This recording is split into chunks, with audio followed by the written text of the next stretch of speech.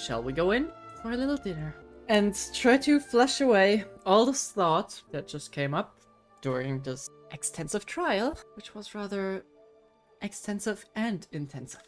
I need to stop thinking about it for now. I came here several times with my father when I was little, but stopped eating here as often after growing up. I hope the food here will be to your taste. Oh, don't worry. We haven't eaten at a hotel like this in a while. Paimon's getting excited already. But I think she needs to persuade Lumine to help her in this case. Whoever is making these people disappear needs to be found. Ah, in that That's case, now enough I'll for the go order topic. for us first. Please wait here a moment. I need to enter me. Ooh, everything looks so good. People in Fontaine sure know how to enjoy life. Just because they have food, Paimon. You think you can say that about every country? They all have great food. Why, of course. Go ahead, try whatever you like. If the food's good, I'll make a group reservation for the rest of Spina di Rosula next time. Garlic bread. And if it's not? Well, then I'll still bring everyone. Albeit with only one dish per table. You, sure have your own way of doing things. Oh, we called this a farewell meal, but we could also treat it like a victory feast, right? We did just win that case after all. Certainly worth celebrating that, yes. Oh, true. Very true. In that case, boss, we'll have another 2 dishes. Huh? Paimon didn't mean that you had to order even more food.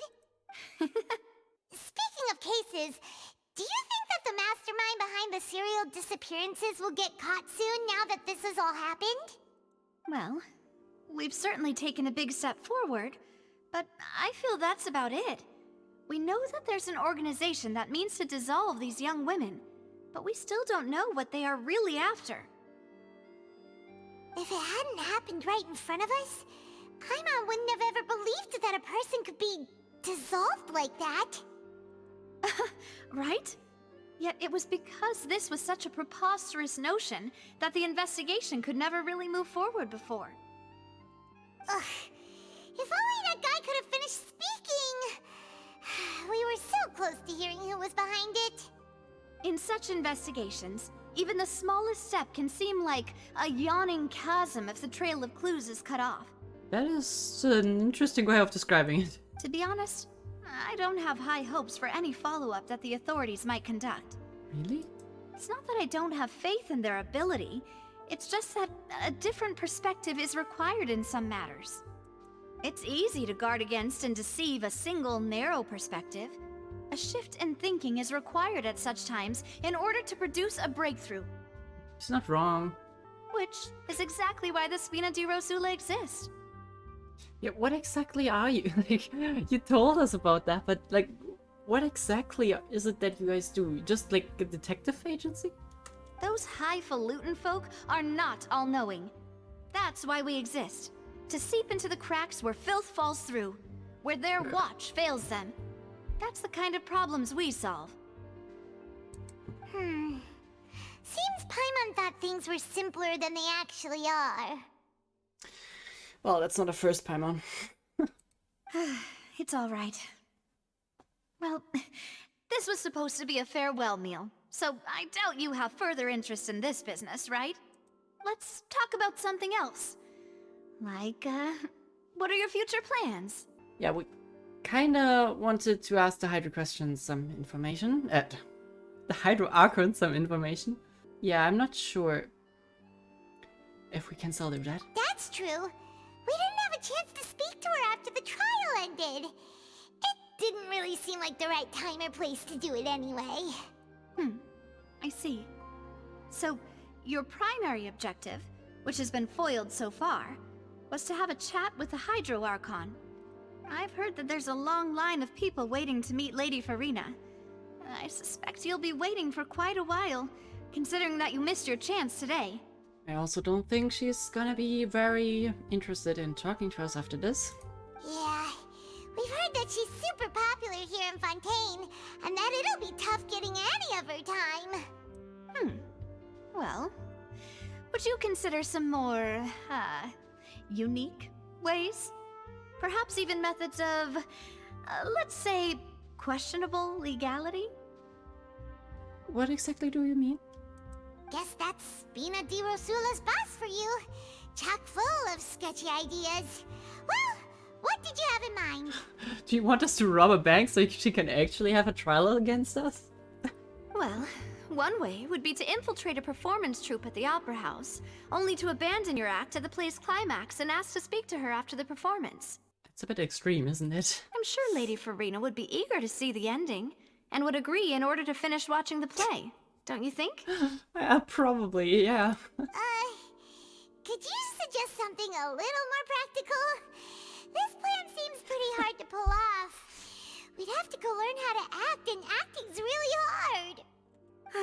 Alright, here's another. Find a way to conceal yourselves under her bed. Then, wake her up in the dead of night and demand answers. Don't let her go back to sleep until she answers all your questions. Do you want us dead?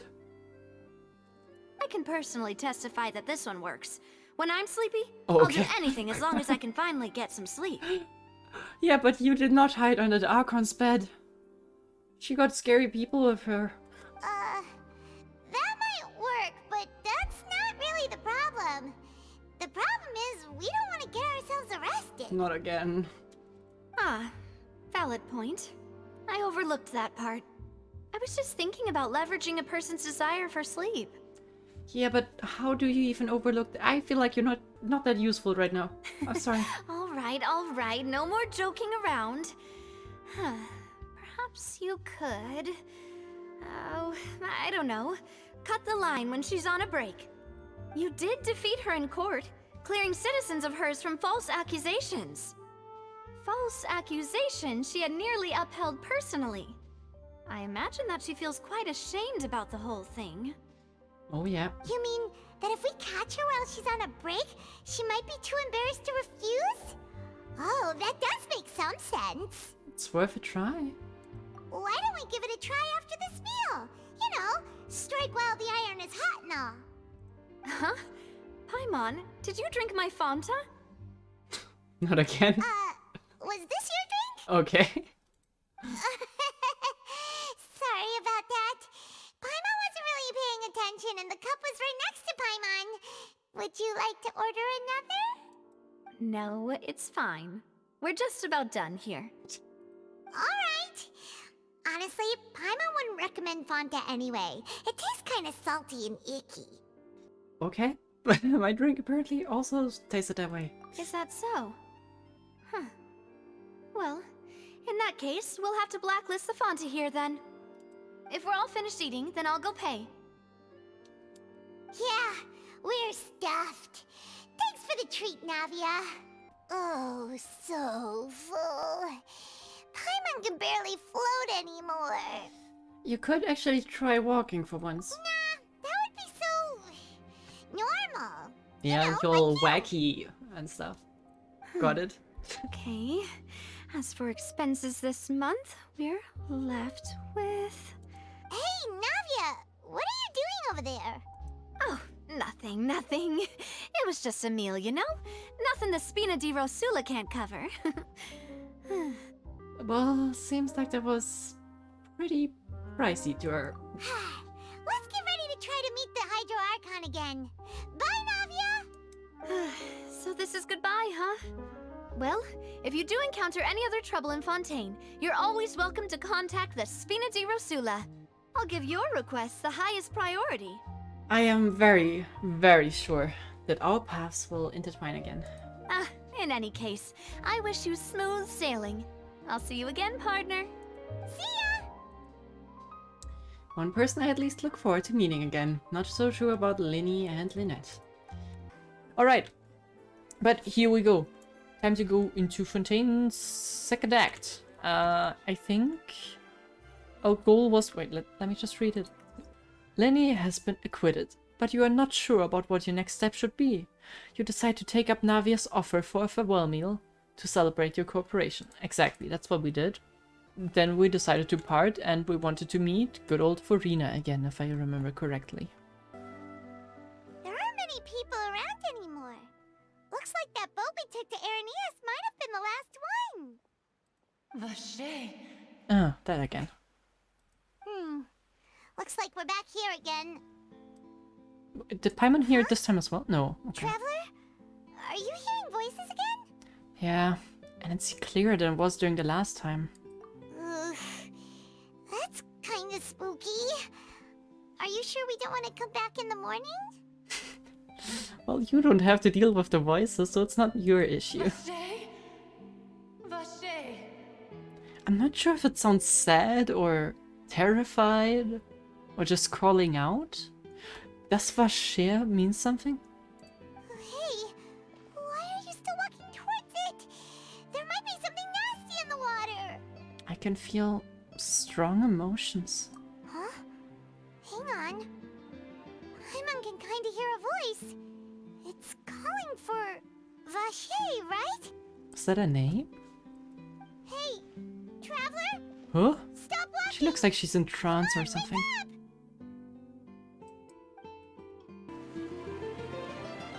Oh, is that... That's not the one from the last quest, right? Where is this? Vache. Are you my dear Vache? No, wait. You seem to be someone else. Do you know Vache? Do you know where my love is? Sorry, I don't even know who that is. Who are you? I'm... Wait. Who am I? I'm very sorry. I fear I do not know.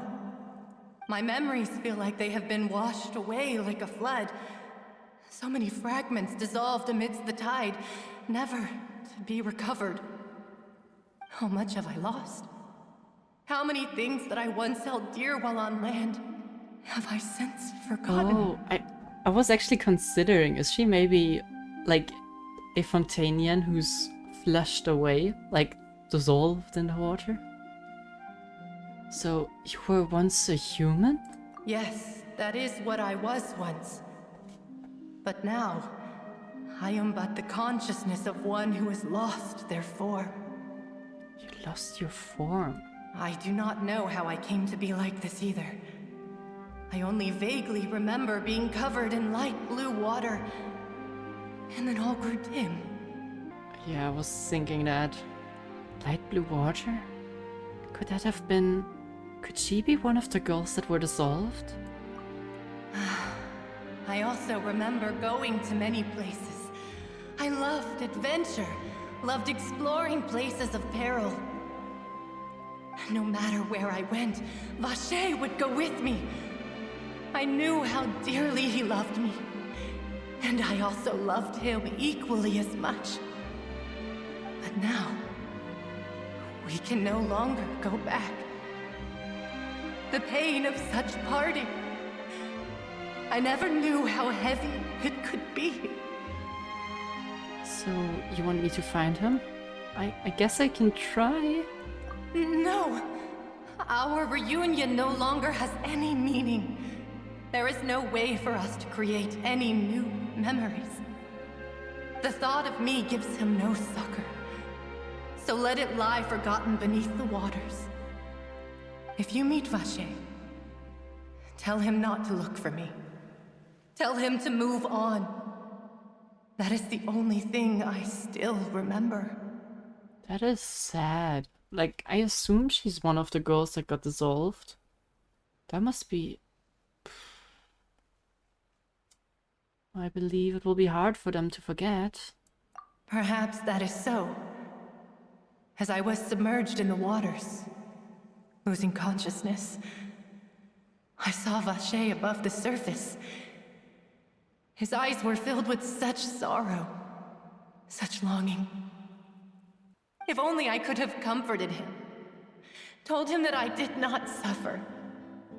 Indeed, I had felt a great warmth. So, Vacher witnessed it, that you were dissolved?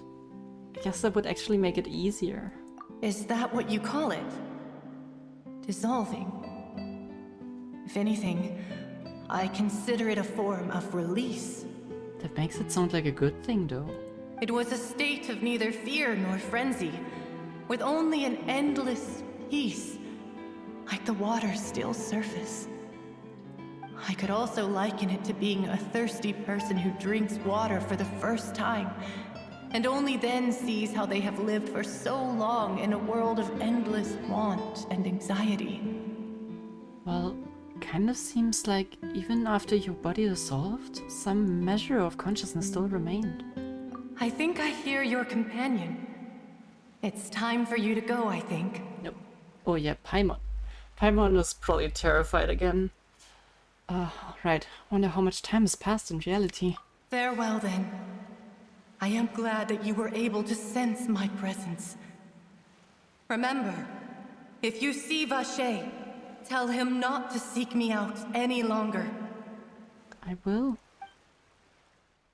I'm back to terrified Paimon. Oh god. Oh, okay, what is happening here? Navia's outnumbered! What?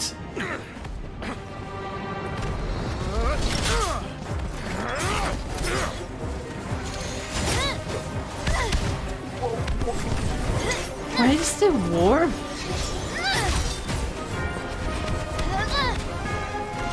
Demoiselle, look out! What the hell happened? Yeah, get the dual blade out. Dear God, it's a whole army of Guardemechs. What have you done? Chlorand? What? Isn't she supposed to be... Oh, okay. On our side. Okay.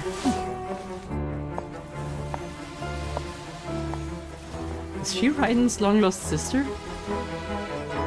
Quick, now's our chance!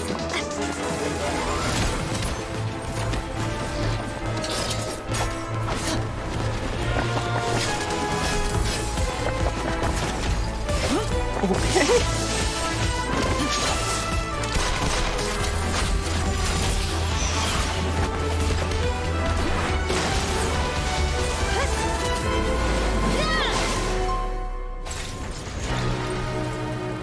Dude.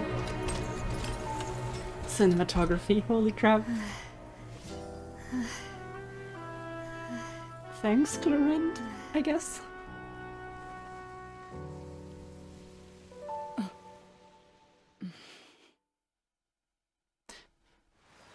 Okay. I should thank you for lending us your sword there, Chlorand. But before I do so, could you explain how you managed to show up here? have so many questions right now. Why were we attacked? Also, yeah, dead. I'm glad that Chlorand is not part of the enemies, because from the trailer it always looked like it. Okay, that's good, that's good. I still love that Chlorand has a freaking gun. That's so epic. I followed you. It seemed to me that danger has followed you more closely as of late. Why is Chlorand hot? Because she's cold. That makes her attractive, I guess, to certain people. I believe that following someone without their knowledge is actually called stalking, is it not? That is actually true. Mr. Callus's last wish was for me to ensure your safety, and I will not betray his trust. He would do the same, were he alive today. Do not speak of my father! Sorry, demoiselle. I was not strong enough. Thank you for your aid, Miss Chlorand, but do keep an eye out for your manner of speech. I believe we all wish to avoid unnecessary emotional harm. Sorry, I did not consider your feelings. Whatever. What else do you know? How did you come to the conclusion that I'd be in grave danger? And why was she? I doubt I know much more than you, but I believe that the mastermind behind the serial disappearances is very powerful. Your performance tonight will almost certainly attract their attention. I'm sure they've known about me. To be honest, I'm shocked it's taken them this long to act against me. And what about these Guardemechs? I thought only those associated with the Maison Gardiennage could control them. None of these mecha have serial numbers. I was sure to check a moment ago. They are not the ones used by the authorities to enforce the law. I can only conclude that some powerful or wealthy party must have obtained them via illegal means, deploying them as a private force of sorts. I mean, I hate to say it, but like a lot of signs always keep poking in the direction of the Fatui, even though I feel like that's not necessarily aligning with their goals. What? Your point being that they're out of Spina di Rosulas' league, then? Yes. Be careful, and do not act rashly. I will continue investigating no matter what. We will bring the truth to light. That's my father's true last wish. Regardless, thank you for your help today, Clarand. But if you get any ideas, tell me first. I don't much appreciate being followed. I do not think that they'll strike again anytime soon. So I shall stop following you. Good day, all. Can we like fill us in? Lumine is completely stunned, Right. I guess. I suppose that's the best news we've gotten today. Is it? Demoiselle, I believe that Miss Clarand was being sincere with you. If we tried, we could attempt to thaw relations a little. I know, she's... What happened here? Like, fill me in, please. Oh, thank goodness! Paimon thought we were done for! Those Guardemechs came out of nowhere while you were unconscious, and Navia and her gang saved us! I feel like I woke up in the middle of a battlefield. Like...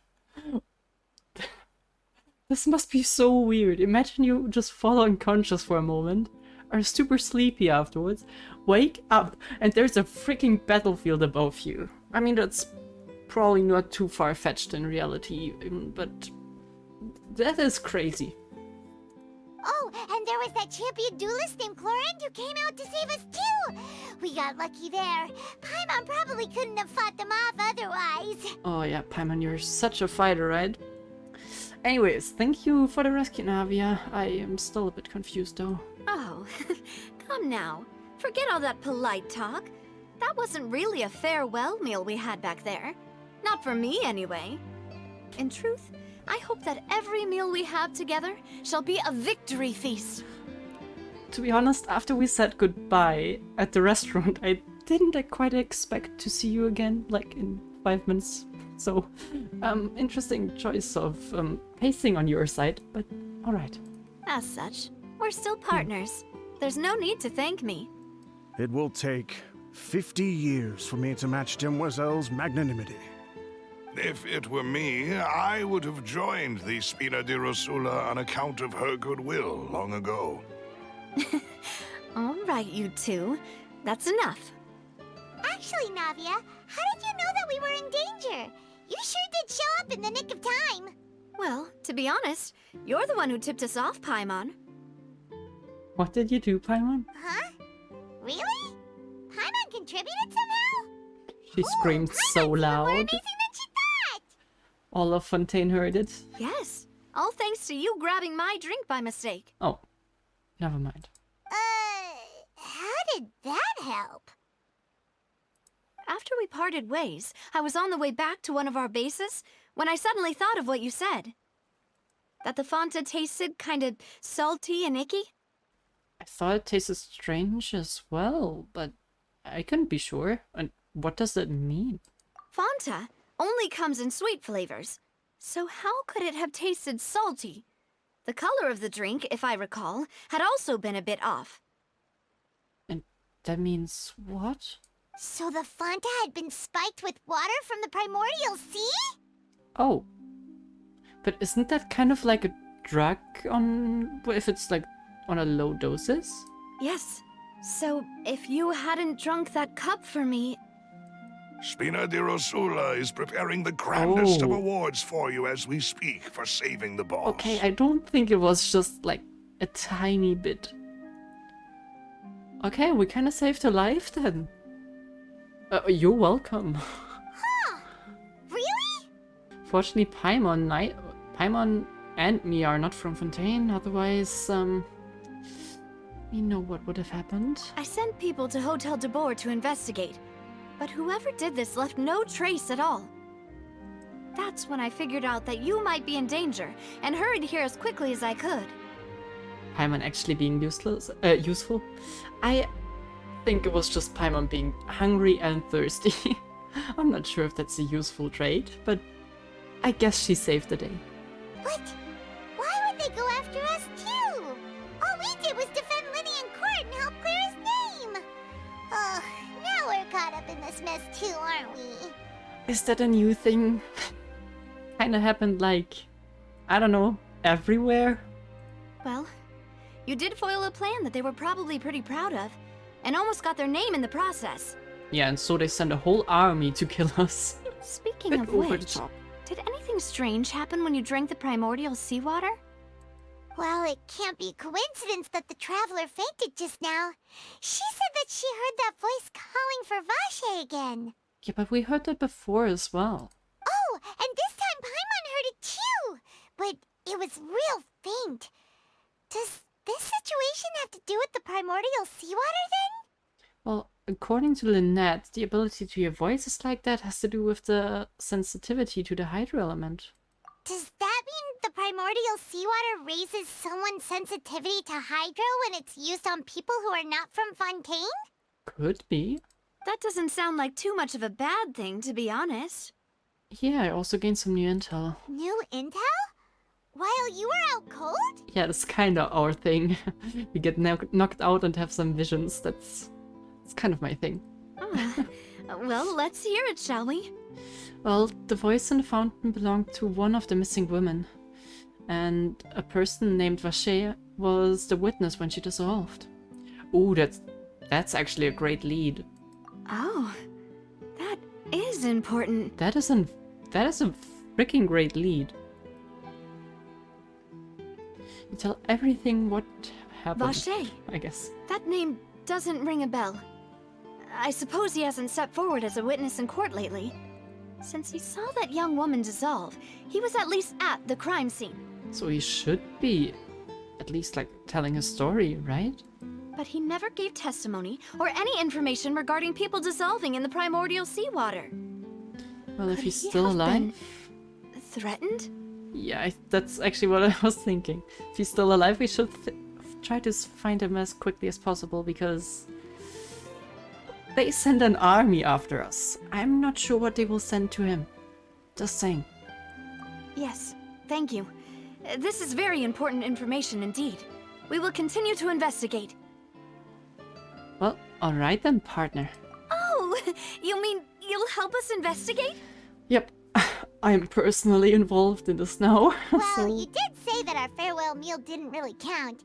That means we're still partners, right? And besides, we're in this now whether we like it or not. You're not gonna let those people who targeted us get off the hook so easily, are you, Traveler? Nope. Messing with us will cost them big time. Demoiselle, do try not to look quite so pleased. You are the face of Spina di Rosula, after all.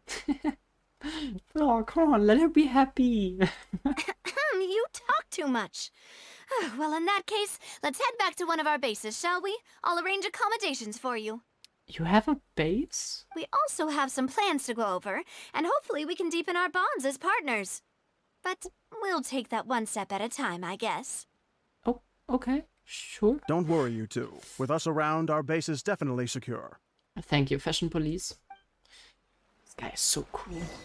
So, none of you witnessed that, right? Right? You all saw that? No? Okay. As usual, let's get involved in other people's business. That's what we do. If we don't do random chores for some people, then we kind of get involved in, like, geopolitical situations. The Aquabus will be departing now. Passengers, please already take your has. seats. If you have any large items of luggage, these can be placed on top of vacant seats. Don't worry about taking up space. This boat has never been filled to capacity yet. Really? Once, the barge for Opera Epiquez employees broke down, and many of them took the Aquabus home from work. That was the most passengers we've ever had, and even then, there were still plenty of empty seats left over. Really? How do people get to the Opera Epic Class then? Like, there's more than 4 people in the opera. And, like, there don't seem to be so many seats. Or are they standing? I guess they are standing. Here we are, back in the stately court of Fontaine. Please bring your personal belongings with you when exiting the craft. I love public transport, especially in games. Just adds to realism. Okay, where's the stronghold of Spina de Rosula? It's right up ahead, but let's make sure we weren't followed first. Sorry, but if this is your stronghold and you're afraid of people following us, then I'm not sure if it's safe enough to be called a stronghold. I've been keeping watch, Demoiselle. I haven't spotted anyone suspicious thus far. Huh, very good. But let's not let our guard down for now. I shall find rooms for our respected guests. Thank you, Malus. Now, let's continue, traveler. Yeah, Are you sure this is, like, the stronghold where you want us to go? Like, or are we going into some random sewer? They live in the sewer. Are they rats? The sewer people. Alright, fine. Well, really inviting. I love it. I do like it. Not what I expected to be her little stronghold, though. She has a little underground city underneath the Fontaines, and underneath Fontaine's capital. That's questionably dubious. Alright, there's Malus.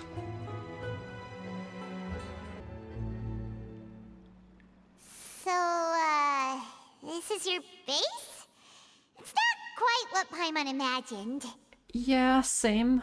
Your accommodations have been arranged. Under the present circumstances, I can confidently say it's the best we have. Well, thank you. Well, so much for my expectations. Well, our funds have been a little tight lately. Not judging. But your clothing looks more expensive than everything here, so I don't know if I trust you. After all, we don't allow illegal or unethical profiteering. In fact, our funds often come from citizenry who support us. Seems like it's tough times for everyone. But if you have the support of the people, that does sound like it's worth it. To be honest, our financial situation was a lot better back when my father was in charge a few years ago. I'm afraid I'm not quite his equal. Your father... he was the previous boss of Spina di Rosula, right? How did he... Paimon, I'm not sure if... Demoiselle, if you'll allow me to explain. No. I'll explain it myself. I suppose I couldn't run from this topic forever. And as partners, this is something I hope they can understand. My father's name is Callus. Yes, the same one they call Callus the Unfaithful in the streets. 3 years ago, he was accused of murdering his own friend. But he chose a duel to defend his honor instead of standing trial. He died in the duelist's ring. Oh no. But I do not believe my father was a murderer. I'm sure he was set up. At the time, I believed that if he only stood trial and was duly investigated, something amiss would crop up and prove his innocence. He seemed to have a reason, though, then. Like, you wouldn't choose the battle, right? If you knew you were 100% gonna be proven innocent. So either it was really him, which, let's rule that option out for a moment.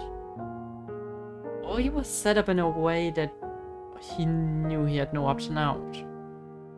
But strangely, he not only requested the duel himself, but rumor has it that even after being seriously injured, to the point where he could be deemed as having lost the duel, he refused to surrender, determined to die in the arena. 3 years later, I still don't understand why he did that. That must be so tough. Like, you probably gonna be watching that, right? Especially his family. Oof. How could he protect his honor if he's dead? If anything, he gave up his chance to defend himself. Yeah, it does seem a bit contradictory. The closest piece of info I have is that my father had been investigating the serial disappearances case at the time of his death. Ah, so that's why you're so determined to get to the bottom of that case. That's right. I've also tried to investigate the murder my father was implicated in, but I haven't found a single new clue in my countless reviews of the investigation records. However, I believe that if the murder case is related to those behind the disappearances, they must know something. I must know what really happened. Was my father coerced? Framed? Even if he really did kill his friend, I must get to the truth. Maybe he did kill him, but not for the reason that people would think? I don't know. Yeah, we need to find it out. I'm curious. If only he'd been more open with me when he was still alive. He even hid the fact that my mother died due to complications when giving birth to me. Why would he do that?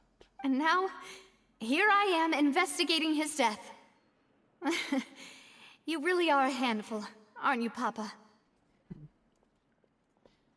Well, I guess we'll get on with seeking the truth for the sake of your family. You know, we're quite alike in this regard. Demoiselle, please, if there is anything I can do, anything at all. I also will never believe that Master Callus murdered anyone. There are none whom I respect more than the two of you, Demoiselle. Master Callus did so much good in life, yet all it took was one murder case for him to be dubbed Callus the Unfaithful. Even our supporters decreased greatly due to that incident, hence our strained finances at present. Wait, if Callus was such a good man, wouldn't people at least be a little suspicious when he was accused? They should be. No. Perhaps people just revel in that kind of drama. It's not something exclusive to people from Fontaine, really. Everyone's like that. I mean, sure, some. But if he was famous and, like, liked by a lot of people, then of course there would be some people who want to defend him. A large majority, let's put it that way. I mean, just think of Johnny Depp versus Amber Heard. A lot of people liked Johnny Depp, so they were all on his side, of course, from the instant that started, independent of what the court really ended up doing. And sure, it was a drama and everyone liked watching it, no doubt about that. But why would people instantly jump on a bandwagon? It seems wrong. People love watching the evil turn over a new leaf, but they also enjoy watching good people fall into an abyss from one slip-up just as much. But how could... never mind. If Callus was really falsely accused, we have to find the truth. He didn't deserve to have that happen to him. There is one other thing. Master Callus's opponent in the duel was Ms. Clorand. I kinda had that suspicion. But that makes that whole encounter so much worse. I'm not sure if I could have talked to her like that if I were Navia. That seems tough. Especially not if she's so openly about it. Like, oh. Oh, her? Well, then, isn't that as good as saying that she was the one who killed him? Yeah, no wonder there were some... Well, there was some tension between the two of you. Yeah, that's not the sort of thing that you can just let go and move on from. Yeah, and it's weird because it's kind of her job. So, I don't know. How do you feel about that? This is... I don't like that thought. Weird. Miss Clorand has always placed great emphasis on the honorable nature of the duel. If her opponent doesn't yield, she will not stop either. She knew Master Callus beforehand and greatly respected him, but seeing how he was resolute in the arena, there was only ever one choice she could have made. It's not that I don't understand her at all, but I just can't deal with this yet. Yeah, and of course you can't. Don't worry, Navia. Paimon knows how you feel. You don't have to force yourself to do that. Afterward, Miss Florent told us that at the start of the duel, Master Callus requested that she ensure Demoiselle Navia's safety. I guess that kind of indicates that he was maybe not intending to die, but quite sure of it. Yes, that is our understanding as well. Oh, Papa. What madness drove you to ask the person who killed you to take care of me? That is so twisted. I mean, that's the weird thing, because they are not enemies. It's just a duel for life and death, but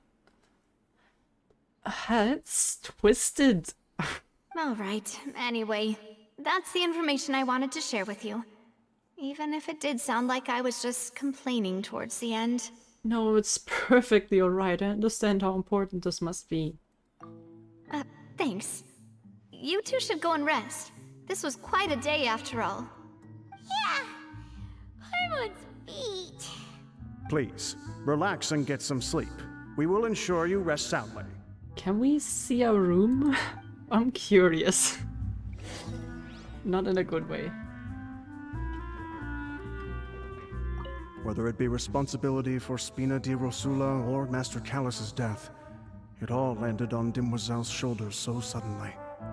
This won't do. I must become stronger. And that's very honorable of you. But I've always wondered, how are your glasses staying on? That reminds me, I don't have my glasses on. If I don't have them on for too long, then I get really dizzy when I put them on. You know, he's just too cool for those little beams that support the glass, so I don't know. Must be it. That must be it. A peaceful night passes under the Spina di Rosulas' protection, I guess. Paimon slept so well. This place feels almost too safe. Does it? Huh? Navia? Where did the other two go? I sent them back to Poisson. It's Spina di Rosula's place of origin, and where we have our headquarters. There's not much for them to do here at the moment. Is Poisson a place? I thought there was a person. I might be wrong then. Paimon gets the feeling that you're just trying to get them off your back. I wonder how Paimon sleeps. Probably flying or floating. She won't ever use her legs to touch the ground. But never mind that. When did you get back? Were you waiting here the whole time? No, I just returned after going out for a while. I did some investigating yesterday regarding the name Vache. Okay. Wait, so you didn't sleep at all? How could I after having such critical new evidence appear? You need some rest, lady. Guess Paimon wasn't speaking for everyone just now, huh? Unfortunately, this name seems to have been wiped from existence. It doesn't seem to have a match anywhere. Yeah, that doesn't really spark confidence in them still being alive, I'm not gonna lie. I suspect that those behind this have already taken steps to hinder an investigation from this angle. But that does prove that this Vache person is a key witness in the incident. But if they clean the tracks to the name, then why wouldn't they just, you know, check them sleeping with the fishes, yeah? Does that mean we're too late, though? That's what I think, yeah. No. There is one ray of hope. One place in Fontaine that they would find almost impossible to threaten, no matter how much they wanted to. And that is the archives kept by Chief Justice Neuvillette. A place Okay. where detailed files on all the cases in recent years are kept. That would be good, because we are like best buddies with him. If the Oceanid you met is one of the young women who went missing recently. We should be able to find some related information there.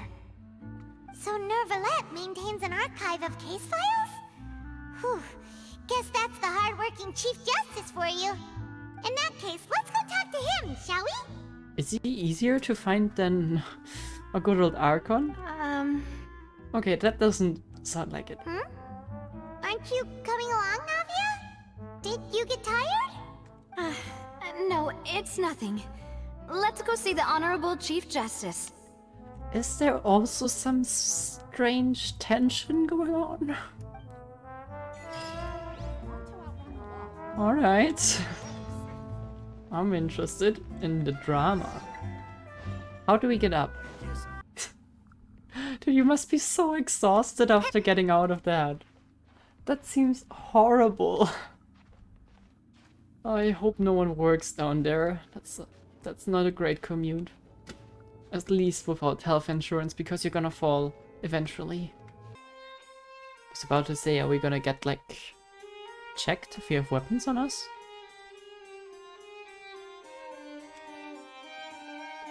Halt! Please state your business here. The Chief Justice is presently occupied with official matters. Well, I like that voice. Huh. This place does look pretty heavily guarded. Guess that proves that Neuvillette's files are really secure. Hey, don't you recognize us? Huh? Who are you? Just to be clear, I don't care who you are or who you might be related to. Our rules make no exceptions. Oh, I love that voice. Just to be clear. See? Sounds They've more got great British than discipline, everything too. else. Yep. Paimon can tell. If you're here just to crack jokes, I can point you towards the exit. Unlike some, we're busy, so please leave if you don't have a reason to be here. I'm sorry. Your authority, I'm not trying to question it. But you make it really hard. No. What I meant I'm to say is... such a bad person. Shouldn't you remember us from a few days ago? We were at the trial of the great magician Linny. Oh, yes, I remember. I read about it in the Steambird. You must be Linny's attorneys. It's all coming back to me now. We're here today to report and archive some information on a follow-up case. Huh, is that even a thing? Of course. Don't worry. We're here on official business. You can trust us. All right then, I'll let you through. The Chief Justice is just inside. He's easy to persuade, so... Thanks so much. Sounds like a child pretending to be a guard. Yeah. Absolutely. Oh, knock knock. Please come in. Sir, Monsieur Neuvillette? Neuvillette? The E is silent, right? So it's just Neuvillette. No, is the T also silent? Is it Neuvillette? Feel free to correct me if I mispronounce anyone, because I probably do all the time.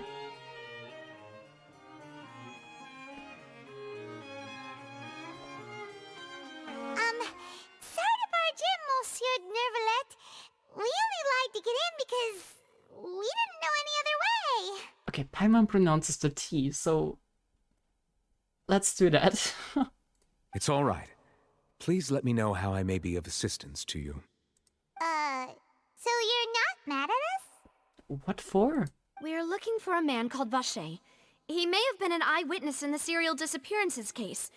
If we can find him, we may be able to unearth some key information on the case. Ah, I see. In that case, please wait here a moment while I browse through the files. He reminds me a lot of Alhaitham during his time as a temporary sage, let's call it that. Seem very similar. He's also like very cold, has to do with paperwork, kind of helping us. Not really a friend, but also not an enemy to us. Very neutral. They seem very similar. They would probably like each other, or hate each other. Probably hate each other. Ah, well.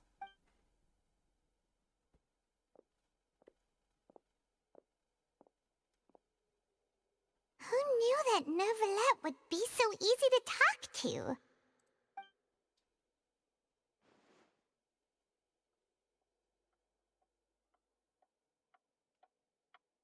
Awkward silence. Unfortunately, I'm quite certain that no one by the name of Vacher has been involved in any case, criminal or civil, in the past several years. There are no records of him either in the files or in my memory. If that's so, then we're back to square one. Traveler, what if it was really just a dream? Come on. Unlikely. Is that so? All right then. Thank you so much, Monsieur Neuvillette. We'll take our leave now. Ahem. Very, very weird tension. Miss Navia, I can understand how you feel. Your father, Callus, was a truly exceptional man. We deeply regret his passing. And what are you trying to say, Monsieur Neuvillette? Are you trying to console me? Extend your sympathy? Or just express some tendril of regret? No. You are not trying to do any of that. I can hear it in your voice. There's no emotion behind your words. You only said those things because you felt like you should. She's not wrong. But he generally doesn't seem like he has emotions. That was not supposed to be a mean comment about Neuvillette. I'm sorry. But I get what she means. And he probably gets it as well. It's just like last time. After my father took his place in the duelist ring, I pushed through the guards to talk to you as a last resort. You even told me then that you thought there was something fishy with the case, yet you still allowed the duel to go ahead. In your eyes, the value of a human life is nothing compared to those cold laws you hold so dear. Yeah, that seems to be a thing with Fontaine and its entire legal system. If you truly regret my father's death, then why didn't you call a stop to the duel? But she's right. Why didn't you give me the power to stop him from throwing his life away? Why did you just let him die, despised and hated by all? Everything was hanging on a thread at that moment. Just the tiniest effort could have changed everything. There are still so many things I never got to tell him. So many questions he still owes me answers to. If you really have no heart, then just look me in the eyes. I, Navia, will show you the true meaning of regret. He can't. He literally can't. A little glance was enough for him to look away. Like, obviously he's ashamed. I'm sorry, Miss Navia. You and my father are truly alike. You keep all kinds of things in your heart and never say a word to anyone. It's not so much that you can't feel, but that you would never express anything. Oh well. In any case, everyone already knows full well the apathy of the Chief Justice. My apologies for taking my emotions out on you, Monsieur Chief Justice. Let's go, Traveler and Paimon. I don't know who to blame. Like, of course she's gonna have an outburst at him, and...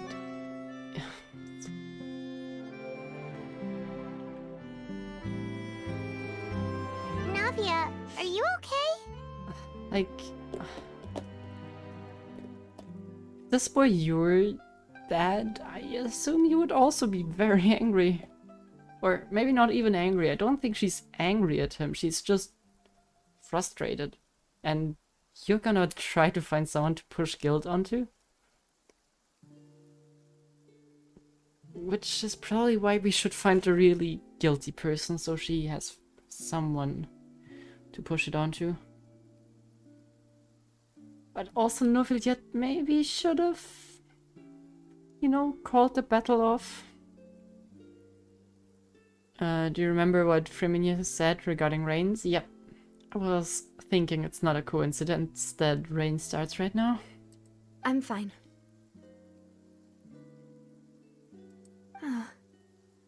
Rain. rain. It's raining. You're right. Wasn't it still sunny when we went into the building? And there shouldn't be any active trials today. How strange. Now that I think of it, on the day my father was convicted of murder, it was also raining. Rain is somehow connected to a lot of things in this country. What is it? Did you think of something? Well, your father's case. Was he outside when it happened? Yeah, he was outside. What are you thinking, Lumine? It was uncovered and the rain could fall there. Why? Do you think the rain could have affected the crime scene? That thought has occurred to us before. We've even expanded the search area to try to account for that, but didn't find anything of value. But there was something you didn't know at that time. Oh? Wait. You don't mean...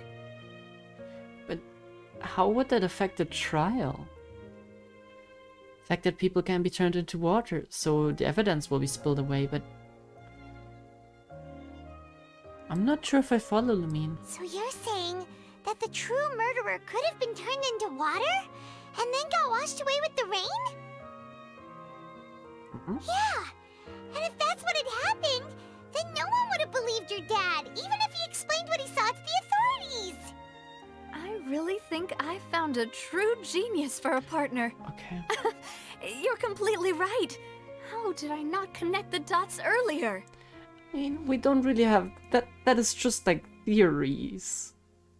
We don't have anything to prove that so far, but sure. Alright, let's go to Poisson. With this new lead in mind, we'll get to the bottom of my father's case for sure. Yeah! We're gonna make progress for sure this time! Do you want to go with me now? Or do you want to head over by yourself later? I can go with you. Should go while the idea is still fresh. Yeah. Great. Let's go then. Phenomenal voice acting by Navia. Yeah. Like, in general, voice acting is pretty damn good so far. Like, Furina, Navia, the Melusines are all super cute. Linny and Lynette also, like, super surprised with how their voices turned out, even though I expected something completely different for Lynette. But it fits her a lot. Neuvillette is about what I expected, but it's still good. Whoa! What a huge ship! Ooh, damn. Why would a ship be anchored at a place like this? There's no need to be so surprised. While it may look like a ship, it's actually Spina di Rosulas' headquarters. Oh, okay. My father was the one who asked for it to be built like this. This is... Perhaps our taste in strange. exterior design is the only thing we occasionally had in common. A gigantic and glamorous ship embodies discovery, opportunity, ambition, and conquest. It symbolizes Spina di Rosulas' bright and limitless future. I do think that's a cool design philosophy.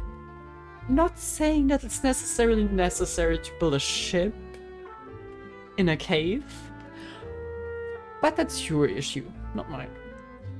Well, but I'm starting to get the feeling why you like it. And Paimon thought you were bluffing when you said Spina di Rosula had a glorious past. Paimon was confused why a group with such a history would live in the sewers. But now that Paimon has seen this ship for herself, she's been convinced. Well, Poisson is where Spina di Rosula began, after all. It's our main base, our home. Then show me around. Melus, we're back! Apologies for the wait, demoiselle, and our most important partners. You said before that you still had some business at the court. What brings you back to Poisson so quickly? The lack of any additional information, unfortunately. About that. It's because my partner here reminded me of something really important. You see, what if my father's case had something to do with water from the primordial sea? You still remember, right, Melus? On that night, it was raining? Yes, the case was quite similar to that of Mr. Linney's. Both were what you'd call impossible murders. Could the mastermind be the same person, you think? Could you tell us a bit more about what happened before? Yeah, of course. Many years ago, something called synth began to gain popularity in Poisson. At a glance, it was a kind of drink that could excite your mood and produce many pleasant hallucinations. Okay. Wait! Didn't that guard guy who turned into water also mention that the primordial water could be used to produce some kind of potion? Yes, he did. Considering what we know now, it's almost certain that synth is created using water from the primordial sea. If you drink synth for an extended amount of time, you'll suffer many side effects, such as losing the ability to focus or control your emotions. But it is very much like a drug, that is for sure. I mean, it is more like a poison, I guess. But yeah, doing it too much will obviously cause poisoning. Who would have guessed? Seems very similar with this. Well, if it's water from the primordial sea and it's like a very slight doses, that kind of sounds to me as if they would slightly be dissolving. So what they're probably feeling is their stomach, like, kind of like breaking apart. I don't like that thought. But yeah, very deadly if that would burst. Let's end that line of thought here. And if you were to stop drinking it completely, you'll experience flashes of paranoia and anxiety while lacking energy to do anything. As he oversaw Poisson, my father was compelled to put a stop to synth abuse and called for a complete ban of it. Boss's uncompromising attitude incurred the synth vendor's wrath, but no matter how much they threatened or bribed him, he refused to yield. Not only that, Boss became determined to find the mastermind behind the synth operation and put an end to the problem once and for all. Yes, but the enemy was very cunning. So he could never get anything out of the dealers, all of whom only sold the stuff and weren't privy to the rest of the operation. Recognizing that, my father decided to contact the dealers in secret and cultivate personal relationships with them. Finally, he was able to convince someone to become his informant. Okay. The man's name was Jacques.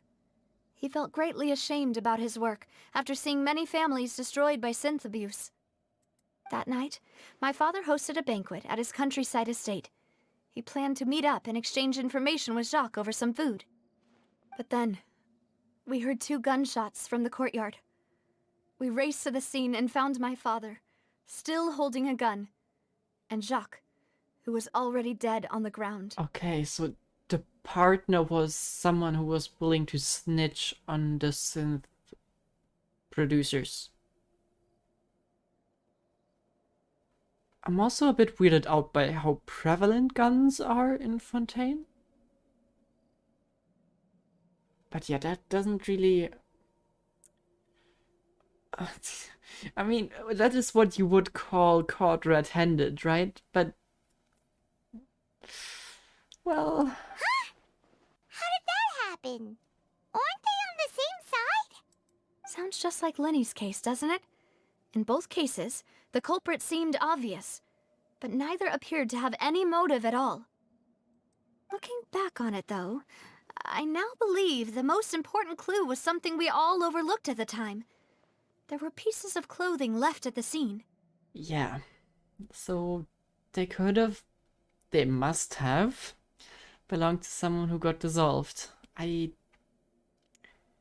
don't think anything else would make sense, right? Precisely. It's all thanks to you that I made the connection now. Back then, we all just thought they were some costumes that Jacques used to disguise himself at the banquet. You should have told me that earlier. I didn't draw that connection because I didn't know about that. But, Anyways. considering it now, it's almost certain that they belong to a third person at the scene. With one extra person, we'll also need to reconsider why the 2 shots were fired.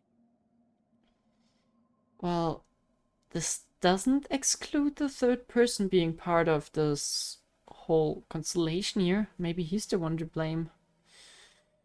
Or maybe your father got into an argument with Jack. But I don't think that would lead to him killing him, right? You're right. We still don't know what happened. But my intuition tells me that we're on the right track to figuring it all out. I'm finally headed towards the truth. Jacques was an empathetic man who was infinitely remorseful for his past actions. It's unlikely that he turned on Boss with zero warning. I think this third person is probably the key to the full truth. On that note, however, even though this will not please you, demoiselle, as your and your father's butler, I must still offer a word of warning. Our opponent is insidious and cruel. They are extremely difficult to deal with, and Boss has already lost his life trying to bring them to justice. That's a fair warning. Even though Spina de Rosula has lost most of its former glory, Poisson has welcomed a new time of peace, and we have been allowed to live out our lives. There is no need to follow your father's path. It would be both wise and in line with Boss's wishes to step back and give up on the case. I don't agree with him. It's gonna leave her with so many unsolved questions. I think there are arguments for what he's saying, but I think she should do it. If that's indeed what he wished for, then he should have told me that himself.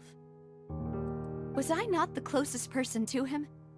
And yet, I was the one most kept in the dark. What was the point of him dying without sharing any of the secrets he knew? Did he manage to protect anything in the end? Maybe the goal was to keep her completely out of it, to keep her safe, but that didn't work. Synth is still here. Callus the Unfaithful is still his epithet. And Spina di Rosula is barely getting by. Nothing has changed. Did he think I'd just accept his meaningless death and live out my life just as meaninglessly? I've never accepted that, ever. Not since that day, and certainly not now. I want to find out the real answer for everyone's sake. For the missing girls, for the victims, and for myself. Which is absolutely reasonable. Like, of course. Navia. This is indeed the best moment to act. Your partner appears to be quite reliable, and more importantly, demoiselle, I think you're also ready to take this on. So you do know something else, Maloose? Spit it out. Yes, I do. In fact, even before that banquet, Boss already knew of the connection between Synth and the serial disappearances case. But what drove all the tensions to the boiling point was the revelation that you, demoiselle, had been selected as the next target to disappear. Oh.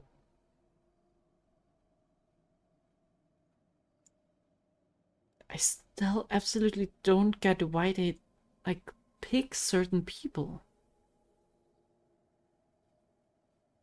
But, yeah, this changes things from the perspective of her dad, of course. What? Boss also didn't tell you that he had been diagnosed with a rare illness. The doctors told him that he had no more than 5 years left to live. Of course, makes it easier to throw away a life. Not saying that it's the right choice still, but... And the serial disappearances case caused him great anxiety. 5 years was nowhere near enough time to resolve this long-standing conflict. But once he passed away, all the danger would pass on to you.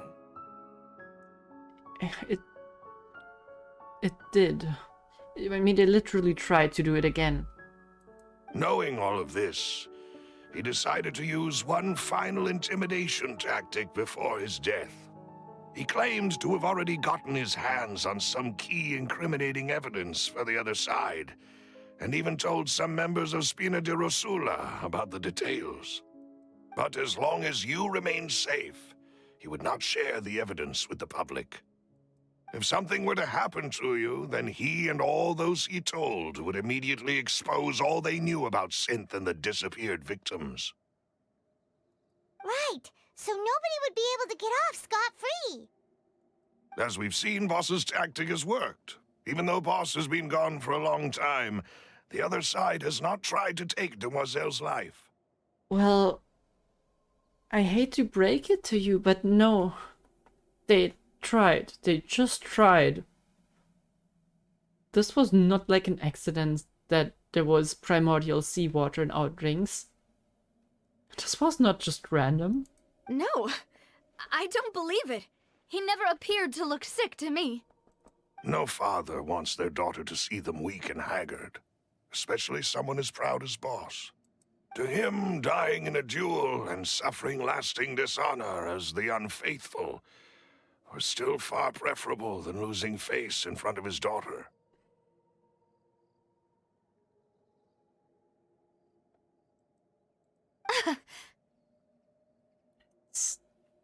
So he chose to die in silence, so that he could protect me. I'm afraid you're not understanding this correctly, Demoiselle.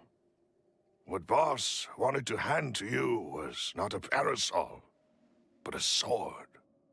If Boss's spirit could hear you telling me that you want to find the answer for the sake of everyone involved, I'm sure he'd be extremely proud. That fool. Couldn't he have just given it to me straight? No. He might have set up everything precisely because he never thought I'd be able to understand him. And this is just a trauma trip for Navia at this point. Oh, give her a break. Is that the amount of confidence he had in me? And what if I was never able to make it to where I am now? He gave you the chance to live how you want, but Yeah, I get her. I suppose that's true. With the way he'd set things up, if I had wanted, I could have just lived out my life without a care in the world. Looking at it logically, would there really be anyone who would want to do that? Like, especially her? Shouldn't her dad know that she's not like that? She's part of the Spina di Rosula. Of course she's investigating. Especially if her dad was involved. But thankfully, he rarely talked to me about complex matters, and thus understood little of me as a person. In this case, he really didn't need to give me an easy way out. Huh. Malus, what was the key evidence that he shared with you? It's the location where synth is produced. Essentially, it's the enemy's headquarters. When he was threatening the enemy, Boss didn't share the specifics of the incriminating evidence he found. But if you want to use it against the enemy, you'll still have to take several things into consideration. Why? If we know where the place is, can't we just go storming in? Yeah, why not? He would be proud no matter what path. Yeah, but that's great for him. Two problems with that. A, he's dead. 2, Navia is alive and she's not happy with it. That's the issue. She's the one who has to deal with that now, not him. And he could have asked what Navia wants, right? I don't know. I think maybe I should have just talked more with his daughter, but talking to people seems to be a bit of a hard thing. Yeah, why don't we just storm in?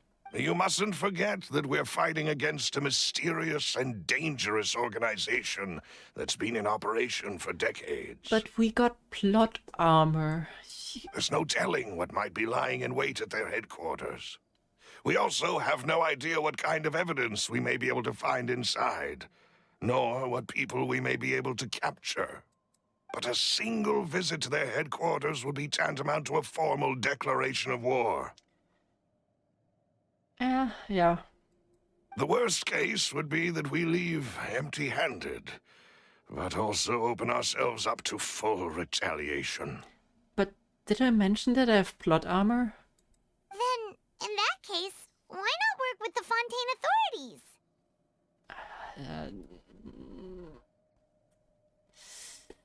Well, you saw one of them dissolve during Mr. Linney's case.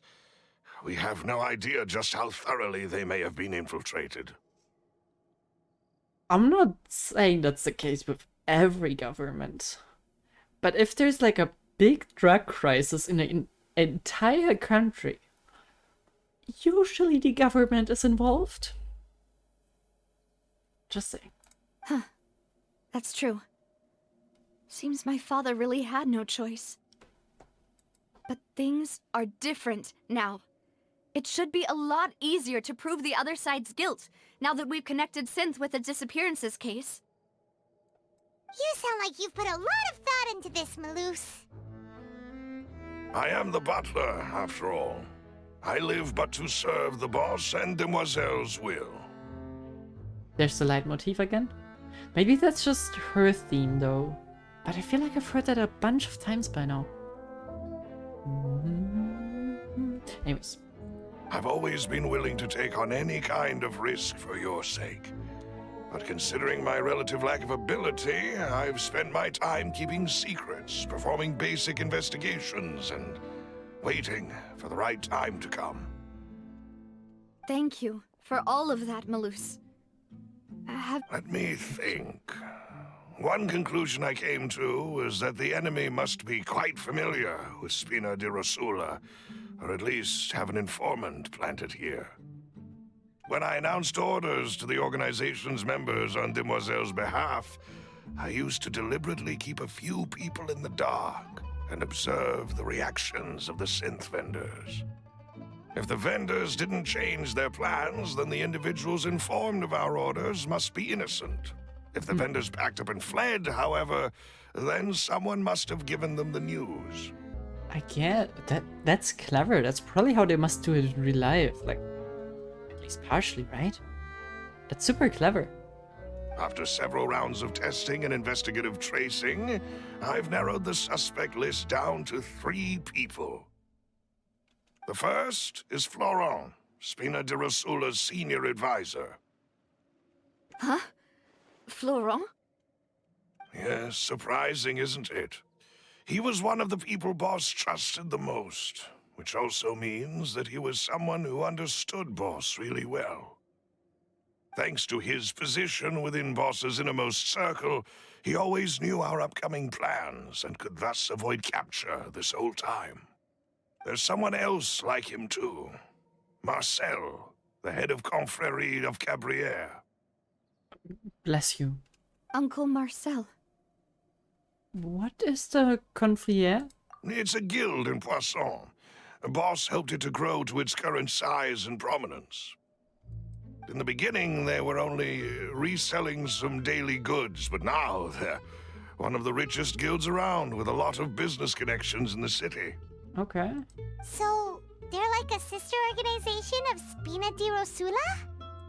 Yes, you can say that. When we were fighting against the synth dealers, they provided us with plenty of support. It's a bit difficult to imagine someone using their own money to hunt down themselves. Yeah,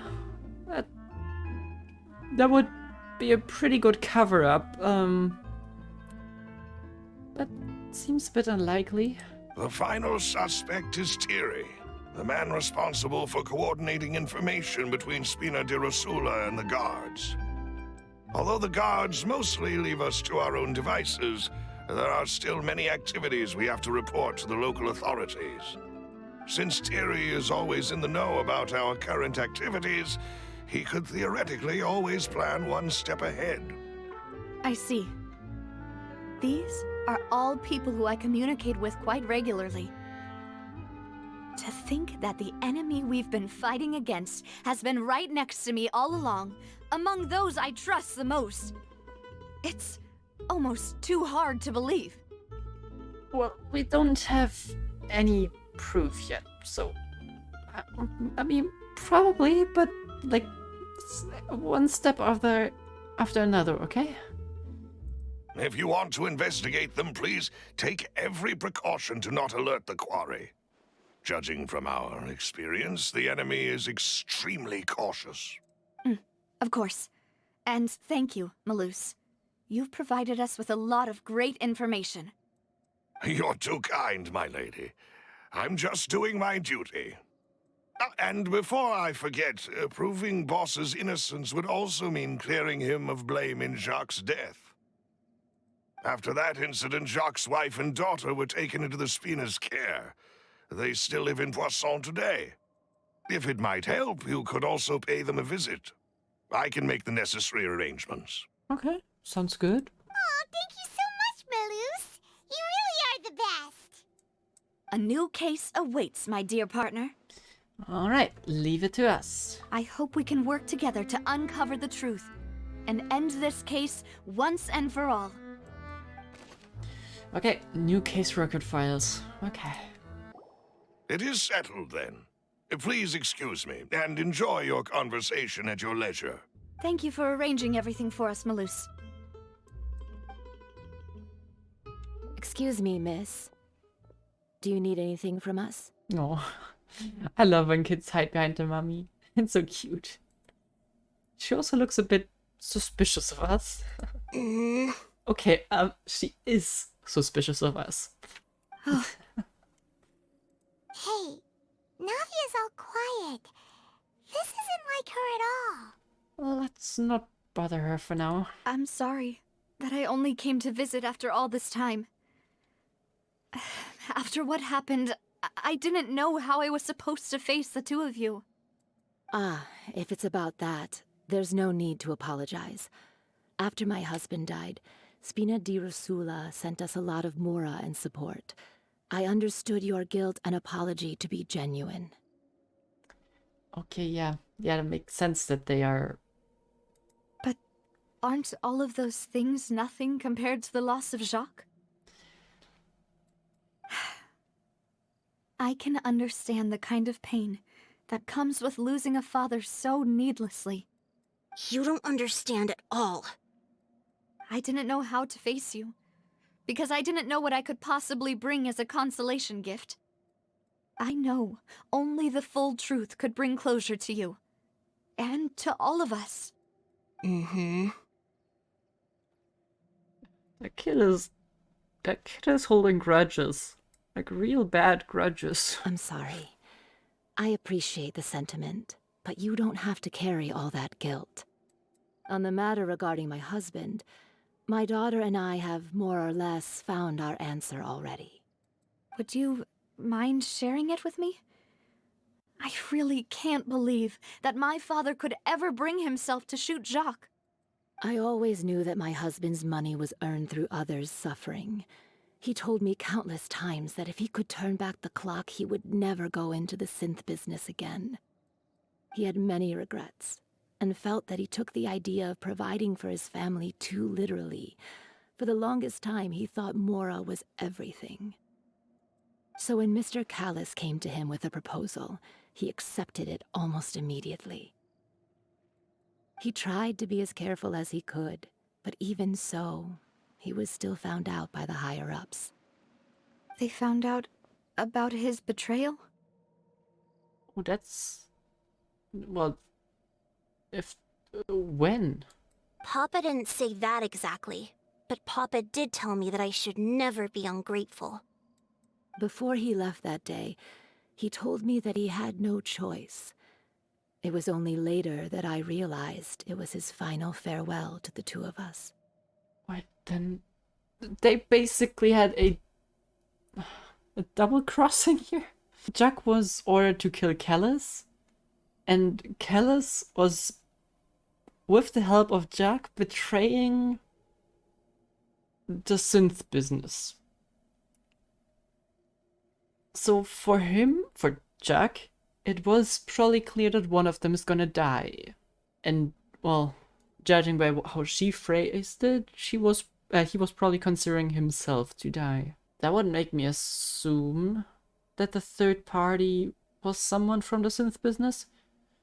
But I still don't believe that, even in self-defense, would Callis have killed him? I mean, there are other options than just shooting someone dead, right? I don't know that for sure, but you could say that's the conclusion I eventually came to. Which is why I'm the one who should feel guilty. Callus had always taken great care of us, both when he was still alive and after he passed away. Even if he fired the shot that killed my husband, it was likely in self-defense. It is impossible for me to hate him for what he had done. I guess that depends a bit on your belief in justice, but self-defense is defined by the least necessary means to ensure that you're safe, right?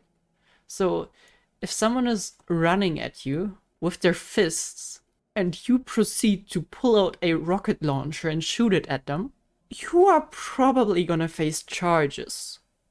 So that's a bit, well, I mean, that's a bit of a different situation here, but killing someone is never self-defense, right?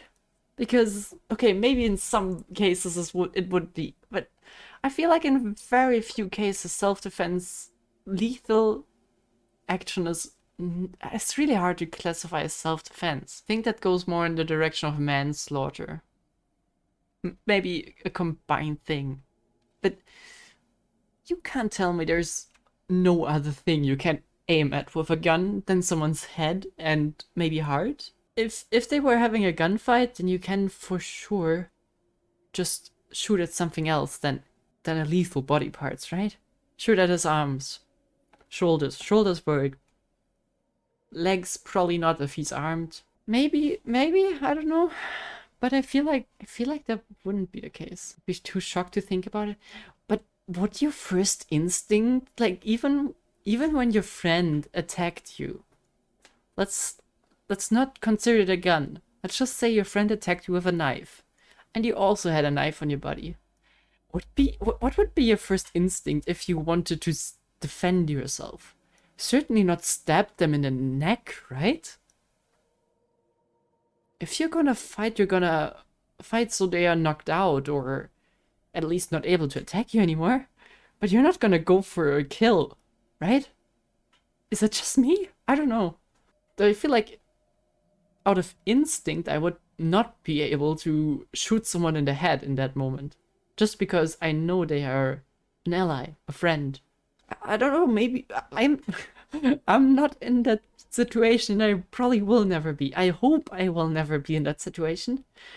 But it seems like that would be the way I would react. Maybe I'm wrong.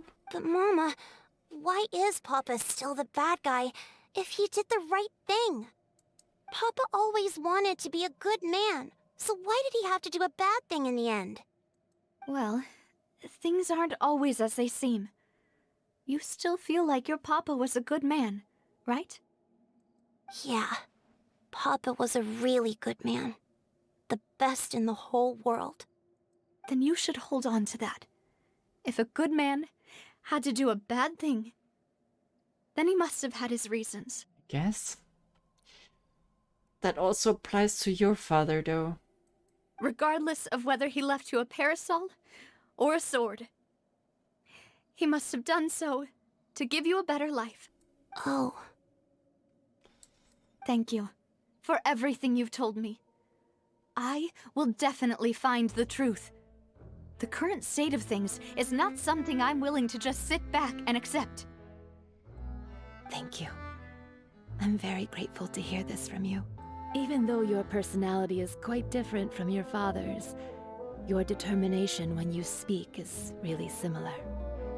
You really think so? That's the first time anyone said that to me. Testimony from Jack's family. Jack's family believes that he struggled greatly with the order to kill Callus. Did Callus act in self-defense, or was there more to the incident? I still believe that murder in self-defense is unlikely from someone like Callus. Might be wrong, just my judgment. I'll leave my husband's case to you. Thank you, Miss Spina, and Miss Spina's friend. Thank you. I appreciate that I never get a name in a story, but okay. I'm fine. Don't worry. Let's investigate the 3 suspects next. Florent should be nearby, and we should be able to find Thierry and Uncle Marcel in the city. I'll get myself together on the way, so please don't worry. To be honest, even though we have a name, I don't blame the people for not using it. I blame Paimon for introducing us as the Traveler, instead of calling us Lumine. Like, for real. Just call us Lumine, Paimon. We've known each other for 3 years. Don't call us the Traveler. What is that even supposed to mean? Oh, and he's up there. Damn it. The Traveler makes it seem as if we are, like, one of them. Like, just one of the regular Travelers. Meanwhile, we're some person who fell from heaven. Most likely. We don't know our backstory too much. Even Paimon calls us Traveler. Yeah, it's weird. Oh, I should have probably seen that. Okay, Greetings, suspect boss. no one. How may I be of assistance today? Hello, Florent. I'm sure you've heard about what happened at the Opera House? Someone got turned into water right in front of us. Oh, getting straight to the point. Okay. Yeah, I've heard. With something that dramatic, I'm sure journalists will milk it for all it's worth. Yeah. And it'll be all the talk for the next several weeks. We really have to meet, how did I forget her name? Charlotte. There we go. We have to meet Charlotte. I want to see what she thinks about it, because this is probably the best thing that has happened to her in a while. It also reminded me, on the day that the incident happened with my father, it was raining outside, and we found some clothes left at the scene. After my partner here put the dots together for me, I feel like we should try to reopen his case. Can you do me a favor and try to recall what happened that night? Let me think. Mr. Callis was feeling pretty upbeat that day. So he was drinking and bantering away with us at the table. After that, he told us that he wanted to go get some fresh air. So we let him go without thinking much of it. Who knew that we would hear 2 gunshots ring out right after? My first reaction was that Mr. Callis's life was in danger. So I grabbed my holster and made a mad dash toward the scene. Does everyone have a gun in Fontaine? Do people have guns in other countries? Or nations? I feel like sword and shield were always the go-to option. Why would that be if they have guns? But when I got there, it was already too late. Mr. Callis was standing over a dead body with a gun in his hands. All we could do was look back and forth at each other, not knowing what to say. So you also remember 2 gunshots then? Indeed. The guard said that the first shot didn't hit anyone, while the second killed Jacques. But I've never really bought that explanation. Well, if it didn't hit anyone, it must have hit something. There should be signs. Reason being, Mr. Callis had left his gun on the table. I even made sure to confirm that before running to the scene. Okay, if that's true, then only Jacques would have had his gun. Which would mean, if Callis would end up with it, he must have disarmed Jacques. And then there would be no reason to shoot. If self-defense is the goal. But according to the guards, that doesn't mean he couldn't have had other guns on his person. I mean, that's also true. About the clothes left at the scene that you mentioned. Do you think there was a third person there who was turned into water? Very possible. Interesting that you come to that conclusion so quickly, though. At least from our perspective, my father had no reason to kill. So he would also have no reason to bring an extra gun with him. The gun he was holding probably belonged to Jacques, or a third person on the scene. Yeah, that makes a lot of sense. So you're saying Mr. Callis ended up with the gun because he seized it from one of the other guys? I mean, an option that I could think of is third person tries to make sure that Jacques kills Callis. Jacques doesn't pull through with it. A third person tries to kill Jacques, maybe does, Jack falls to the ground. Callus grabs his gun. No, that doesn't make sense. Like, why would he turn to water then? Nah. Never mind, strike that out of the log. But hold on. If that's what had happened, then why didn't he share the truth with any of us? He didn't even want to face the Oratrice machine, and chose instead to prove his honor in a duel. Did he lose all faith in the courts after seeing someone dissolve right in front of his eyes? About that, Malus told me a thing or two. So, I think I can understand why he committed to the duel. I'll tell you everything, once the whole truth has been revealed. I understand. Then, I'll leave Mr. Callus's honor in your hands, boss. And if I may just say one more thing. The whole Callus the Unfaithful epithet has been a thorn in my side since the day it was invented. Many people have laughed at me for still calling him Mr. Callus, even after so many years have passed. Dumb, why? Someone who, I guess, is it a commitment to being guilty if you take the duel? I don't know. But it was Mr. Callus's trust that allowed me to rise through the ranks of Spina di Rosula and live the life I lead today. No matter what others might say, he'll always be the man I respect the most. And he'll always be my boss. Don't worry. I will definitely find the truth. You and all our other comrades at the Spina deserve to know the truth as well.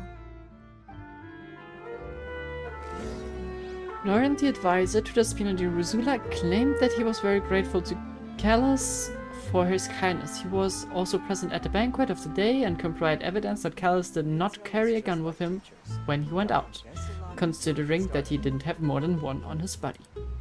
Which seems unlikely. Go to the court of Fontaine. Oh, is he not here? Okay.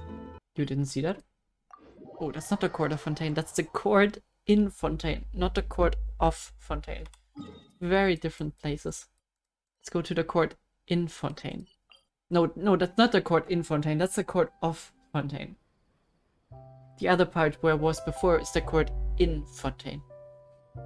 Anyways. Very confusing stuff. Oh. Hey, Thierry! It's me!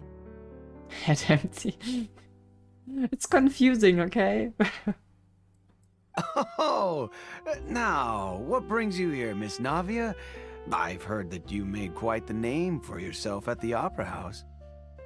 Oh, so you've caught news of that already. Oh, okay. Hey, I'm also a member of the Guards, you know. The way you make it sound, people would think I was sent off to Poisson because I had done something wrong. He sounds very fishy, but I feel like that's just his way of speaking in general. Are you sure there isn't a little bit of truth in that? Under normal circumstances, shouldn't you have been called back to the city already? I mean, where I work is really up to me. Let's just say I enjoy the ambiance of Poisson. Callus did a fantastic job running the town, building Spina di Rosula from the ground up and clearing many obstructions in my way. It would be next to impossible for me to find a similarly easy but high-paying job in the city. Anyway, enough chit-chat. Are these two friends of yours? You, here for some formal business?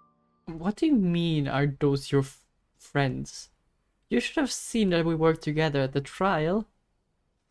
And hey, welcome back, Dancy Jancy. How you doing? Again, I guess I asked that already. But anyways, nice to have you back. Welcome. Ah, yes. These two are my partners. What happened at the Opera House made us realize that Linny's case and my father's may be related. We're trying to reinvestigate the details of my father's old case.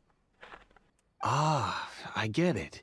You think there might be more to the case now that we know people can be dissolved into water, right? I was also flabbergasted when I first heard of it. I was so flabbergasted when I heard it the first time. Like, I've never heard of that beforehand. You sound fishy, mister. If you want to go through the original files from your father's case, I can help you look for them. That'd be much appreciated. Thank you. Actually, I have another question. Do you have the authority to dispatch Guardemechs? Do you? Of course. Without them, I couldn't possibly handle Poisson on my own. Why do you ask? We definitely can't use them to forcefully get more evidence for your father's case.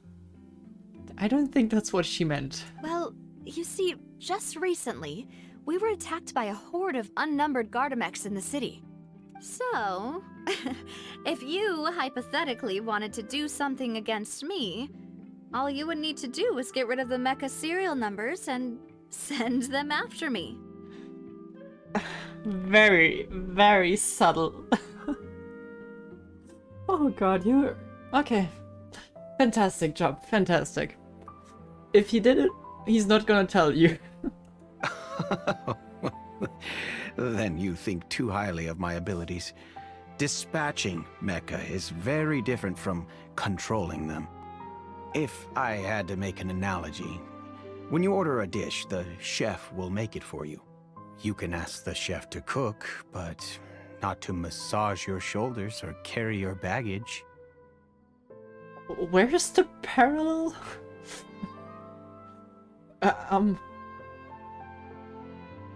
Wouldn't it make more sense if you said you can ask the chef to prepare a meal for you, but you can't make the meal, or the chef can't make the meal massage your shoulders and make the meal carry your baggage? Isn't that more what he's trying to say?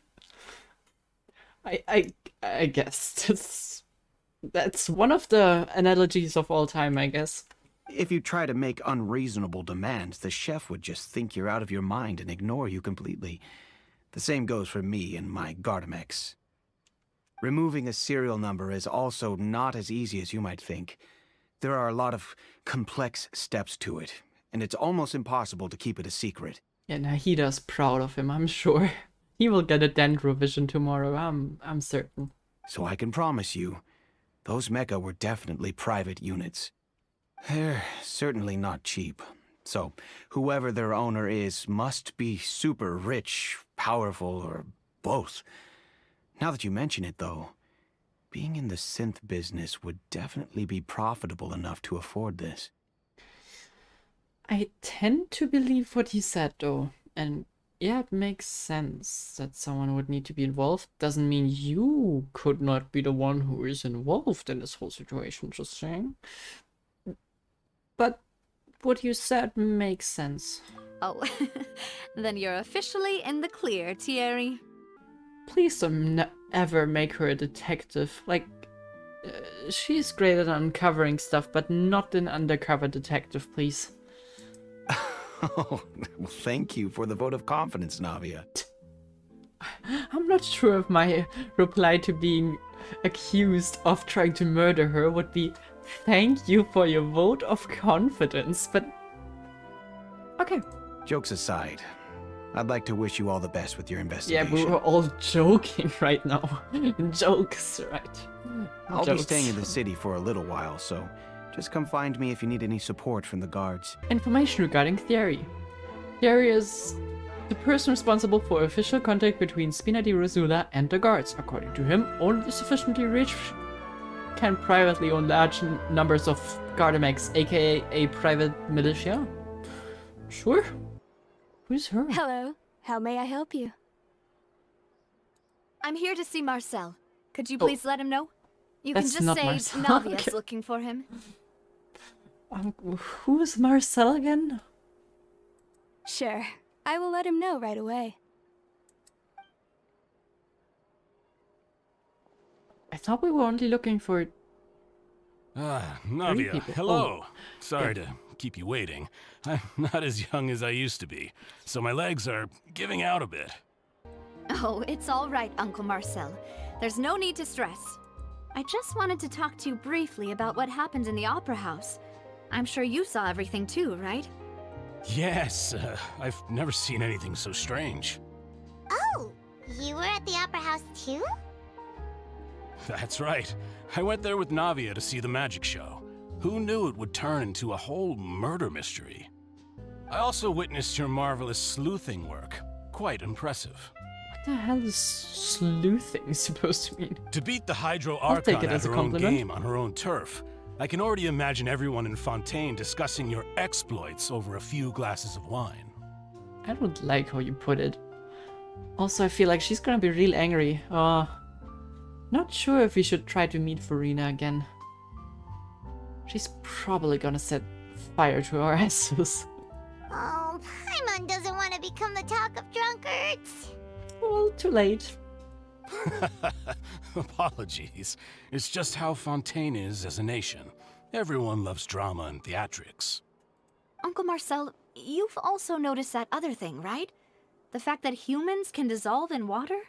Yes, I was reminded of your father's case right away. Is that what you're investigating now? Exactly. I still don't have much solid proof, but I can sense that the other side has already begun to act. Oh, and what makes you say that? We were attacked on Araneus by some unnumbered Guardemechs. And there was also an attempt to get me to drink water from the primordial sea. Is that in the game? What am I hearing?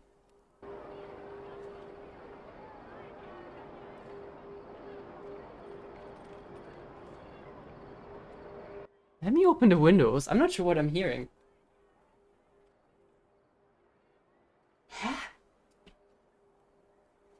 I swear I'm hearing like bells.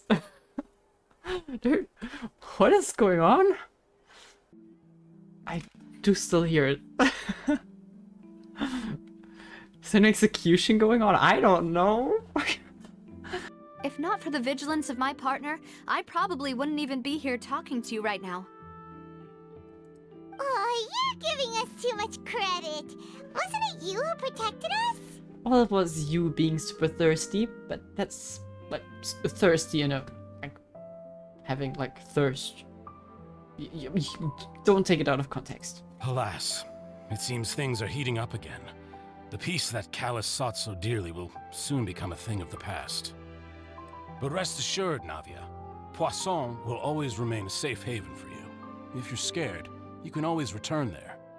If anyone dares to lay their hands on you there, the Confrérie of Cabrières will use its funds to the last Mora to bring them to justice. Okay, now I remember. Those were the guys that like provided them with all the money. Okay, got it. Thank you, Uncle Marcel. But I don't intend to go into hiding. I'm going to strike while the iron's hot. Do you have any new thoughts on my father's case? About that. Sorry, my age is catching up with me, so it'll take me a while to recall my memory. The Confrérie was responsible for that banquet, so I was out and about the whole time making sure things were running smoothly. I didn't even have the time to drink with the guests.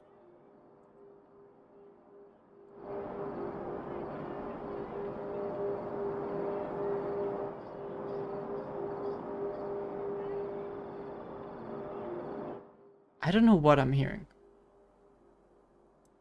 But there's some bell. I don't know. It's freaking me out. Then I heard the sound of a gunshot, and the rest was history. Oh, it's okay. No need to push yourself. We'll ask around some more. See if there are any valuable clues elsewhere. Sounds good. Just let me know if you ever need Mora. All my wealth comes from Callus's patronage and support. I'll spend however much it takes to clear his name. This is freaking me out. I don't... Is this always playing during nighttime? This makes me really uncomfortable. That's the first time I don't like something about Fontaine's soundtrack. I'm not even sure if this is a negative thing, but it's freaking me out. Information regarding Marcel. Marcel is the leader of the Confrérie of Cabrières and was the organizer of the banquet years prior. The Confrérie and the Spina de Rosula have always maintained a close working relationship. Though his recollection of the events on this case is foggy, he's willing to defend Navia. We've talked to all three suspects. purely based on their conversations with me. None of them sounded particularly suspicious. Yeah, besides you kind of giving it away, none of them really seemed like suspects. I suppose that's to be expected, though. If a single conversation's all that's needed to find them out, then my father wouldn't have needed to investigate the case for so many years. Anyway, even though we didn't make a breakthrough, let's still compile what we were able to find. Dude, this is freaking me out. This soundtrack is making me anxious. But where should we start? Let's go over what we found. Jack's motifs. Ah, you're right! Florent mentioned that Callus probably only ended up with the gun because of circumstance. That makes sense. According to Jacques' family members, he already told them that he had been discovered, and that he had no choice before he left home that day. If I had to guess, he probably received an order from the synth boss to kill my father. Had he refused, he and his family's lives would have been forfeit. So, Jacques fired the first shot? If it was Jacques, I wouldn't have fired a shot at all. If I was Jacques, I wouldn't have fired a shot at all. Like, why would he be willing to betray him? I mean, that depends on how he was threatened. He had a family after all. Oh? And why is that? Could he guarantee his safety after killing Callus? I assume not. Oh yeah, could he guarantee his family's safety after killing Callus?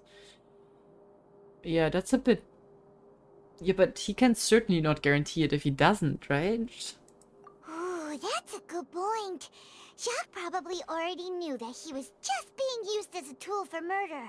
And once he had completed his mission, he'd be of no more use to his boss. Huh. So, what would make more sense from his perspective would be to turn his back on the Order and seek protection from my father. Yeah, seems the third person was the one who derailed everything. Makes sense. But without evidence, that's still just a theory. Yeah, and why would he kind of give his final goodbyes then? Besides Jacques, the attack from the Guardemech has been bothering me quite a bit as well. It's obvious that our enemy has become more antsy after the secret of the primordial seawater was revealed. Do you think he knew, even then, that we'd follow this lead to the end? Given everything that's happened since, it's quite possible. But who among the three suspects would have the ability to control privately owned Guardemech? So, I don't know about Thierry, but I assume he's not a millionaire in the background and has like a bunch of funds. Marcel, according to what Thierry says, is kind of the only one who's really able to, well, afford a private army. Uncle Marcel? My father did really trust him. And they worked together on a large number of projects. Maybe that's how he got to know Jacques. And with funds from the Confrérie, he could also afford a large number of Guardemech. Yep, that's actually my only reasoning for it. It's still really hard for me to imagine, though. After all, Uncle Marcel has been around since I was just a child. And then he tried to suddenly murder you. Yeah, that's... Also, wouldn't this mean he has been spending a whole lot of mora and energy to fight his own synth business? I feel like we're going through all of them and not deciding on anyone now. But my next best guess, like, I have nothing with Florent that makes me feel like it's him. But I feel like if Thierry would lie, then maybe he could control them and order them to do. Thierry, you say? Huh. It is possible that he's figured out a way to convert the Guardemech for personal use. Or just lie, then it's possible in general. But I didn't feel like he was lying when he was talking to us about the mecha. I also don't think he'd be able to keep that kind of tampering under wraps. Yeah, had he actually tampered with the mecha, we'd be able to prove it with a simple check of the guard's inventory. If the mecha were taken from the guards, it should be pretty easy to find out when and how that happened. Maybe it was someone else. I still assume that we're gonna come to a conclusion that's probably also not him, but... Florent? It is true that he was closest to my father, and thus had the best chance of learning about his dealings with Jacques. But as Spina di Rosulas' advisor, his work mostly deals with personnel and security, so he shouldn't have much means when it comes to finances. So you're saying he's too broke to afford a mecha army? That's a weird front. Exactly. He can't. And even if he could, I don't think he would be able to dispatch a whole group so quickly. Who could it be? Me thinky. Okay.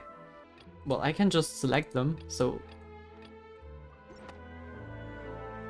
You know, if you think everything through, Uncle Marcel is indeed the most suspicious of them all. Told ya. Could we be missing other suspects? Malus didn't know about the people turning into water thing when he narrowed it down to these three, did he? Malus has always been very reliable, and his judgment of others' trustworthiness has been fair and well considered. When he laid out his case for the three, the rationale he gave me made a lot of sense as well. I hope it's not gonna be him. That would make no sense, so I hope it won't be him. But it would be the classic, it's the butler kind of thing. The suspect is knowledgeable about the Spina's internal affairs, has the means to dispatch Mecha to assassinate us, and possesses significant intellect and foresight. Yep. Even if I don't want to believe it, I'm starting to see how things could all tie back to Uncle Marcel. He is someone who's very close to you after all. Well, we still have another trump card on top of all the theorizing and speculating. Right, we can check the production base and rush them. Yes, Malus did say that charging straight in there would be extremely risky. But we don't have any other options right now. Can we just, like, dress up, knock on the door, and ask if Marcel is there? I don't know, maybe they'll say, yeah, sure, I'll get him. Or something else. And then we can deduce it? Yeah, it's probably not gonna work. We need far more Don't listen solid to me. proof before we can hope to go charging in on our enemy. Navia, here you are. Oh, he I've was been running looking for you. I swear, I was considering it to be some random NPC, but he was running down there in the park. Nice detail. Huh? Aren't you the guy from the guards? Did something happen? Yeah. News came from Irenaeus just after you left. We've got another trial on our hands. Another missing person? Wasn't that place built specifically for holding trials? What's so newsworthy about this one? I know. But they said the person they're putting on trial is a Fatui harbinger called Tartaglia. I just saw Tartaglia and it was like, oh no. Oh no, wait, he's gonna fight. Please don't tell me you're gonna fight Chlorine, child. What? Is that someone you know? Yeah, we know him. Maybe even a little too well. Child, don't be a child, okay? And don't attempt to fight Chlorine. Please. Well, he's been accused of being the true culprit behind the serial disappearances case. It's absurd, don't you think? I'm not sure why I would consider it absurd, but why you would consider it absurd, but why? Why him? Wait, how? None of our investigations have had anything to do with him. That's what I thought was strange about it, so I came to tell you the news right away. If the charge against him stands, then it'll be next to impossible to get the guards to support any of our planned investigations. Right, because they'll think they've already found the culprit. And of course you can pin stuff on the Fatui. I mean, Yeah. And it'll be a lot harder then to clear Mr. Callus's name. I understand. Well, partner, what do you think we should do? We still haven't found any conclusive evidence. Yeah, conclusive evidence seems to be hard to come by. I noticed that in the first act as well. Like, most of the things we had were not really conclusive at all. So I don't know. Let's split up. Oh, famous last words there, Lumine. Huh? Split up? What do you mean? Well, you can go to the Aranis, but I'll go to investigate that place. I think I can handle it. I got plot armor. I'm not sure if I've ever mentioned that, but we have plot armor, so... Just as expected of my partner. Also, maybe it won't be a declaration of war if I do it, so... Since this is a trial about the serial Oh, disappearances case, the culprit's attention will be focused on Arrhenius, leaving his home base wide open. You're right. This is our best opportunity. All right then, let's do this. I'll stall them at the Opera House and charge Marcel as the true culprit. The sounds in the background are driving me crazy. I won't have any chance of making that charge stick, though, unless we find more evidence. It'll be up to you to make it back in time and hand the decisive evidence to me. Leave it to me. I'll fabricate some evidence for you. We'll help you, just like you helped us in Lenny's trial. Demoiselle, please allow us to accompany you. I'm ready. Ah, Malou, Silver. When did you two get here? We heard that you'll be leaving Poisson and figured that you might require our assistance. It's our hope that your confidence will be bolstered with the two of us by your side. Thank you so much. Then, let's make haste for Arrhenius. Paimon, Traveler, I'll see you at the Opera House. Good luck. See you then! Suspect analysis. Combining the information regarding the Guardemechs and the investigation results so far, it can be concluded that there is only one person who can have a large number of Guardemechs in his possession and run the synth business without leaving traces. This person is none other than Marcel. Dun dun dun. Now that Navia has set out for Arrhenius, we should also get going. Where am I? The location has already been marked on the map, so let's head over. Oh, okay. I think that's the place they showed during the trailer, right? I think. Oh, is that the entrance? Yeah.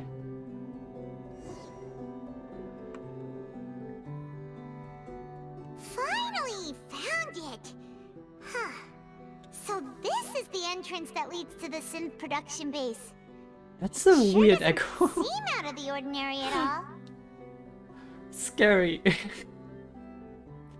Well, I guess they don't want to stand out, but maybe we'll find something extraordinary inside. Ah, you're right. An important place like this is bound to have a ton of protective measures and mechanisms. Navia's probably arguing up a storm right now to stall for us. I don't like how it feels like Paimon is all around us. It would appear that I must repeat my question again, Mr. Tartaglia. So, okay. Do you accept the charge that you are the true culprit behind the serial disappearances case? He doesn't even have a lawyer! What the hell? To be perfectly honest, I don't understand your country's complicated court system, or the reason why I'm being charged with something I've never even heard of. However, I did hear that people who have been charged can choose to participate in a duel to clear their name. Is that right? Don't do it! Dumbass! In which case, as long as I accept the charge, I can have an all-out fight with that champion duelist Florent, right?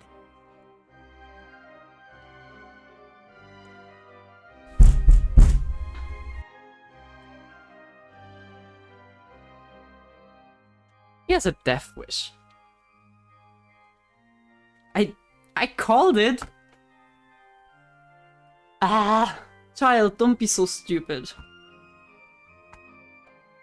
I've got to admit, that's one of the most enticing offers I've ever received. Don't. When I privately sparred with her last time, she was obviously holding back. Real disappointing. Hey! Don't you understand? You're currently the prime suspect for a major case. This isn't the place for you to be looking for fights. Do you think Childe is stronger than Florent? I'm not sure, especially without his vision. I'm not sure. I don't think a delusion is as powerful as a vision, and only having the delusion? I don't know. Oh? Sounds like the Hydro Archon wants to lecture me on the ways of the Opera House. Oh, don't tease her, please. Then why don't you duel me too? Oh. I'm the kind of student that learns best in the heat Do you of think battle. he's able to defeat the Archon? No. That's not what I meant. Wait, is she afraid? Alas, it would appear that communication with the defendant is going poorly, and we have made very little progress. In that case, let me explain everything from the very beginning again. The goal of this trial is to determine the culprit behind the serial disappearances case. That case had nothing to do with him. You've got the wrong man. Huh? What's going on? Why is she interjecting again? Dude, the last time she brought a big plot twist, you should be excited. I told you it couldn't be one of the Fatui harbingers. Oh, he believes. Miss Navia, this is the second time you've interrupted the court proceedings. I only tolerated your behavior last time because you were able to provide the court with a key eyewitness. But that was an exception rather than standard court protocol. I can very well charge you with contempt of court for your interjections. Yeah, I feel like he's the one that's suffering the most in this whole thing. Oh, please. Did you ever think I had any respect for this place's pointless theatrics? You're not making yourself very popular right now. We can put that discussion aside for now. I'm not here to argue with you. I'm here to charge the true culprit behind the serial disappearances case. And if my charges prove true, then Tartaglia here will be proven innocent by default, correct? That's your plan? I thought you were maybe trying to stall a bit longer because you have no evidence. Oh, a young lady has charged in and offered to clear my name. How fascinating. Well, I'd gotten half bored to death by all these rules and procedures anyway, so I'll take you up on that offer. Childe, you know that you are on trial. I honestly don't know what they do in Fontaine when you get, like, sentenced. But you probably don't want that. And yeah, they will probably bail Childe out anyways, right? So, Your Honor, is there nothing else for me to do now? You may take a seat for now in the audience, but that doesn't mean the suspicions against you have been lifted. He just doesn't care, he just wants to go home. Now then, Miss Navia, who is the person you would like to charge instead? Random NPC 748. That person is... Also known as... Michel? Oh.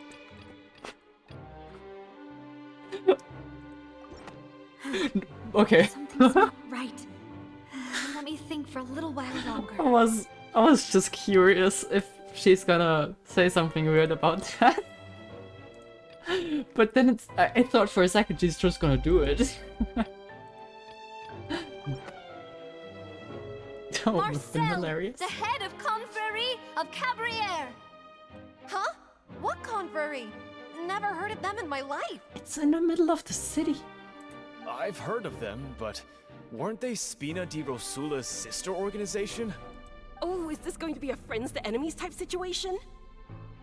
Please let me remind you, Miss Navia, that charging someone is an incredibly serious matter. Committing to the charge also means taking on the legal responsibilities associated with it. By the way, I didn't expect us to be in court twice within the first version, but I'm in for it. And if the charge fails, depending on the circumstances, you may also be charged with the crime of making a false accusation. Knowing this, do you still wish to charge this man? To be honest, that is fully fair. Navia, what do you say? Yes, I do. In that case, I declare the charge to be valid. Miss Navia and attorneys, please take your places on the court. Members of the guards, please contact Mr. Marcel right away so that he may stand trial. That's gonna be a weird encounter. Shocked and confused, Marcel is brought to the stands. Mr. Marcel, you will not require an attorney. Is that correct? Oh, he's guilty. Apologies, sir. It all just happened so quickly.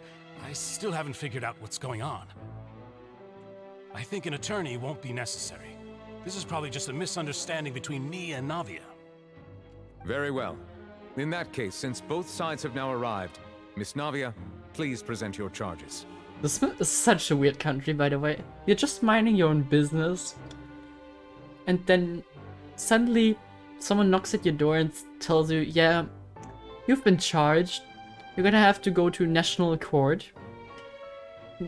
There's a whole crowd waiting to see you being sued, so good luck with that. I wouldn't want to live there, gonna be honest. I would like to take everyone back to 3 years ago, to the case of Callus the Unfaithful. Only through elucidating what really happened in that case can we connect all the dots for the serial disappearances case. Navia, do you really think that I was the one who killed your father? Come on, why would I do that? Callus was my benefactor, and remember, both you and I only ran to the scene when we heard the sound of a gun. If that's enough to make me a suspect, wouldn't that make everyone at that banquet a suspect as well? I think there's no point in getting into the specifics right now. The audience doesn't even have the big picture yet. Even I'm struggling to remember some details of that case. Exactly correct, Your Honor. I must refresh everyone's memory about that case before I can explain my charge and reasoning. I see. In which case, I will recount the findings about that case as originally recorded by Maison Gardiennage. Okay. Oh, we're gonna challenge it? On the day of the murder, Spina di Rosula hosted a large banquet in a countryside estate owned by the Confrérie of Cabrières. During the banquet, all attending guests heard 2 gunshots from the courtyard. When the guests arrived at the scene, they found the primary suspect, Callus, holding a gun, while his acquaintance Jacques lay dead from a gunshot wound. The guards' investigation did not recover any other firearms from the scene. As a result, they concluded that the suspect's first shot must have missed, while the second must have taken Jacques' life. The suspect did not dispute this conclusion, and also declined to defend himself in court. Instead, he chose to prove his innocence through a duel. Callus was defeated by champion duelist Clarande in the ensuing duel, and soon succumbed to the injuries. These are the known facts about the case. Okay. The one with the motive to kill was Jacques, not my father. And even so, Jacques still had no reason to pull the trigger. In truth, the third person shot Jacques first, and was shot in turn by my father when my father seized the gun from him. It's kind of what I said in the beginning, and then said I'm absolutely stupid for saying that, isn't it? Never mind. After that, I'm absolutely the genius. true culprit turned the third person into water, erasing all traces of him from the scene. And that didn't make sense to me, so there's a 4th person in this whole equation, not 3. Thank you for the summary, Your Honor. Of course, the guard's conclusion appeared quite sensible to us at the time. However, we should revisit the case now that we've gained new information about the abilities of water from the primordial sea.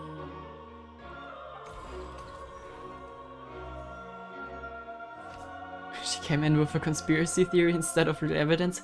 Isn't that what we always do in this game? They did not recover any other firearms, but they did recover clothes. A pile of clothing was found at the scene. The guards once believed they were used by Jacques as a costume to disguise himself. But now, it is clear that the clothes were proof that there was a third person at the scene, and that they were turned into water after committing the murder. Since it was raining that day, the culprit was confident that they could use the rain to wash away all traces of their dissolved accomplice. I'm not sure why I'm always doing it backward.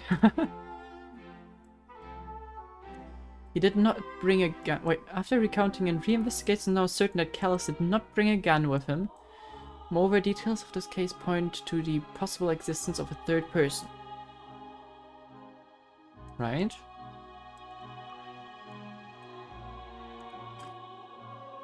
Okay, and those 2 gunshots seem to be in The self-defense. testimony of the victim's family confirms that Jacques had thoughts of assassinating Callus when he set out for the banquet. However, in the end, he reconsidered and instead shared everything with Callus, hoping to seek the latter's protection. Unfortunately for Jacques, the true culprit had already considered this possibility and had sent out another assassin.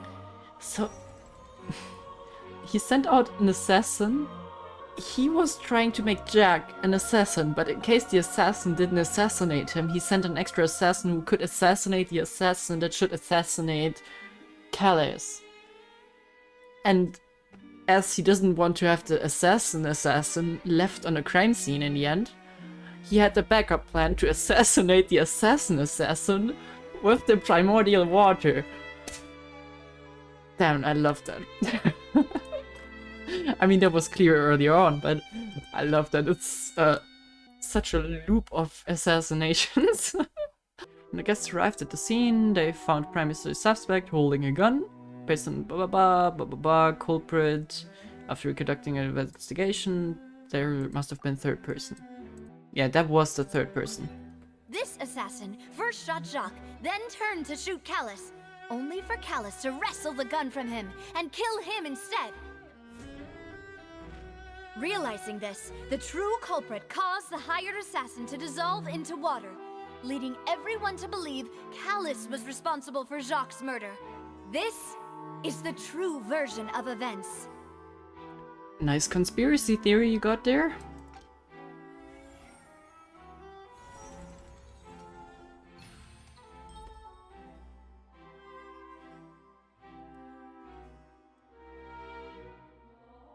So that's what happened. So Callus did kill a person then. I guess. Or did he? I mean, at least he tried to, right?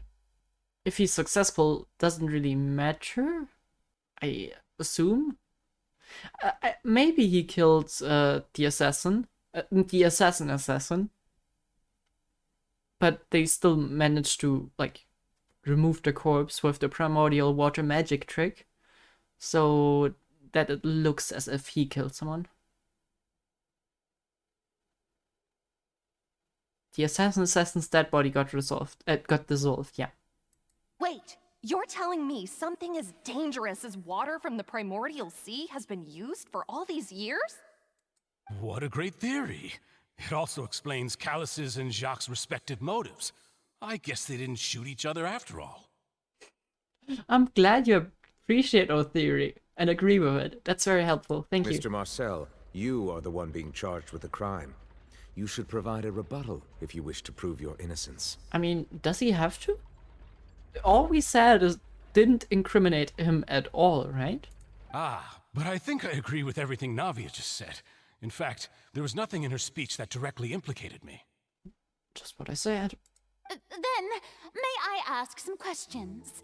In my opinion, we primarily need to determine 2 things.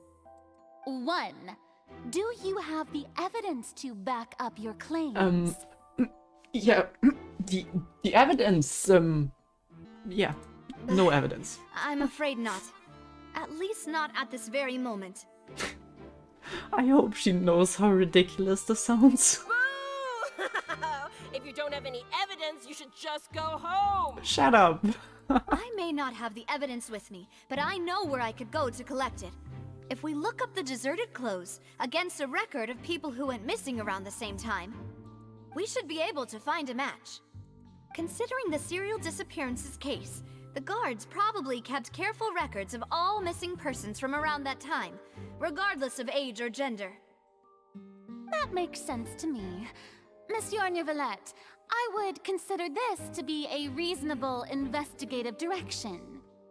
Why do I feel like Furina's acting a little differently today? Yeah, for some reason, I felt that as well.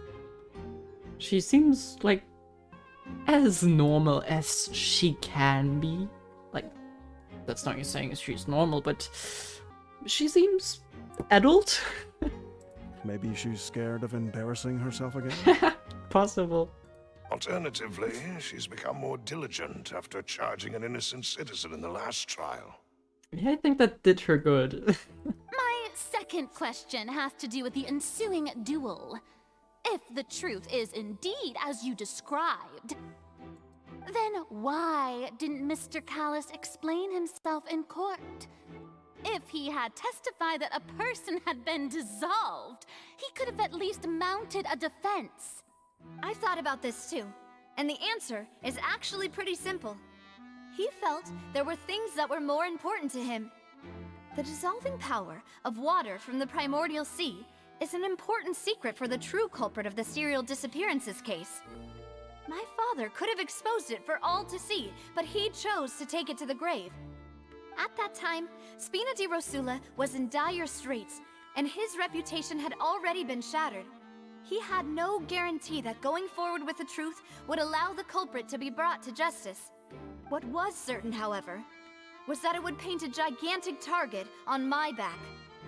Boss once told me that Demoiselle had already been selected as the next target of the serial disappearances case. What? I mean, that is pretty convincing, isn't it? If the secret had gotten out, the culprit would have fought an all-out war with Spina right there and then. I wouldn't have been the only one in danger. All of us would have stood to lose our lives. Of course, the guards might eventually figure out the truth of the matter and determine that we were in the right. But what good would that do? How can a hollow verdict protect anyone? Had this opera house ever given my father any kind of confidence in its brand of justice, Spina di Rosula would have had no reason to exist. But by staying silent, we retain the ability to deter our opponents and continue the stalemate. Well, a partial stalemate, but yeah, kinda. I was able to become Spina di Rosula's president, which made me harder to target, as well as giving me more time to grow and learn. And once I have figured out the truth and stepped up to the challenge, I will do what this opera house cannot, and restore my father's truth and honor back to him. So, you mean to say, your father intended to die in the duelist's ring? Seems like it, very much so. Otherwise he could have given up. That's right. Do you have any proof? Of course. All you Yeah, we need actually do. is to ask his opponent, Clarand. I don't need your apology, your guilt, or your support from the shadows. You don't have to do anything for my sake. But since he entrusted his will to you, Clarand, you should tell us the truth about his sacrifice. So, during the duel, did you believe that Callus was intending to die? Yes, I did. As a champion duelist, I've fought many battles and taken a countless number of dishonored lives. In my line of work, I've seen all kinds of people give their all for the faintest hope to continue living. Some were determined, others passionate, and some even manic and twisted. That is such a weird job. But I guess she's powerful enough for it to be fun? Question mark? Just one look and I can tell if a duelist is hoping to live, or if they're looking to die. I hereby swear on my name and honor as a champion duelist that Mr. Callus never intended to leave the ring alive. Since that's your testimony, I have no more questions. It appears there really are good grounds to reopen this case. Reasonable. She's reasonable today. She's weird. I concur. However, Miss Navia, you still have not explained the link between your father's case and the serial disappearances case. Yeah, she's kind of an executioner. Just, I guess an executioner usually doesn't battle? It's more like a gladiator kind of execution. It's strange. It's certainly a weird way to have a death penalty, if you wish so. And actually not sure if that's good, because if someone is willing to just give up his life instead of having to face the charges, he can just throw his life away. which I think in a lot of legal systems is something they try to avoid. But yeah, it seems to be the case here. Maybe it happened in France? Possible. Right? What she said was fascinating, but kind of beside the point. Wait, weren't they just talking about the serial disappearances case? Of course, Your Honor. The two cases are connected via a matter of timing. In my father's case, the culprit intended to kill both Jacques and Callus. As a result, they planned to act after hearing 2 gunshots. And, at the end of Linny's trial, the culprit also only dissolved the victim in front of everyone because they realized they were at risk of being identified. The culprit could only time their actions so precisely if they were already at the scene. Coincidentally, Marcel attended both the banquet and the trial. Yeah. That doesn't... Yep, now you're getting... Now you're getting it. So, ready for the rebuttal now, huh? So Mr. that's Marcel? why you suspected me. Even after hearing your reasoning, I still can't help but find it a little preposterous. I'm used to it, though.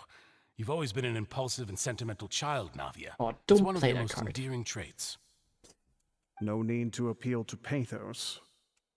I won't try to refute your points one by one, but even if everything you just said was true, can you prove that I was the only person present at both events? On top of that, does a person have to be physically present to control the timing? Can't someone remotely monitor the place?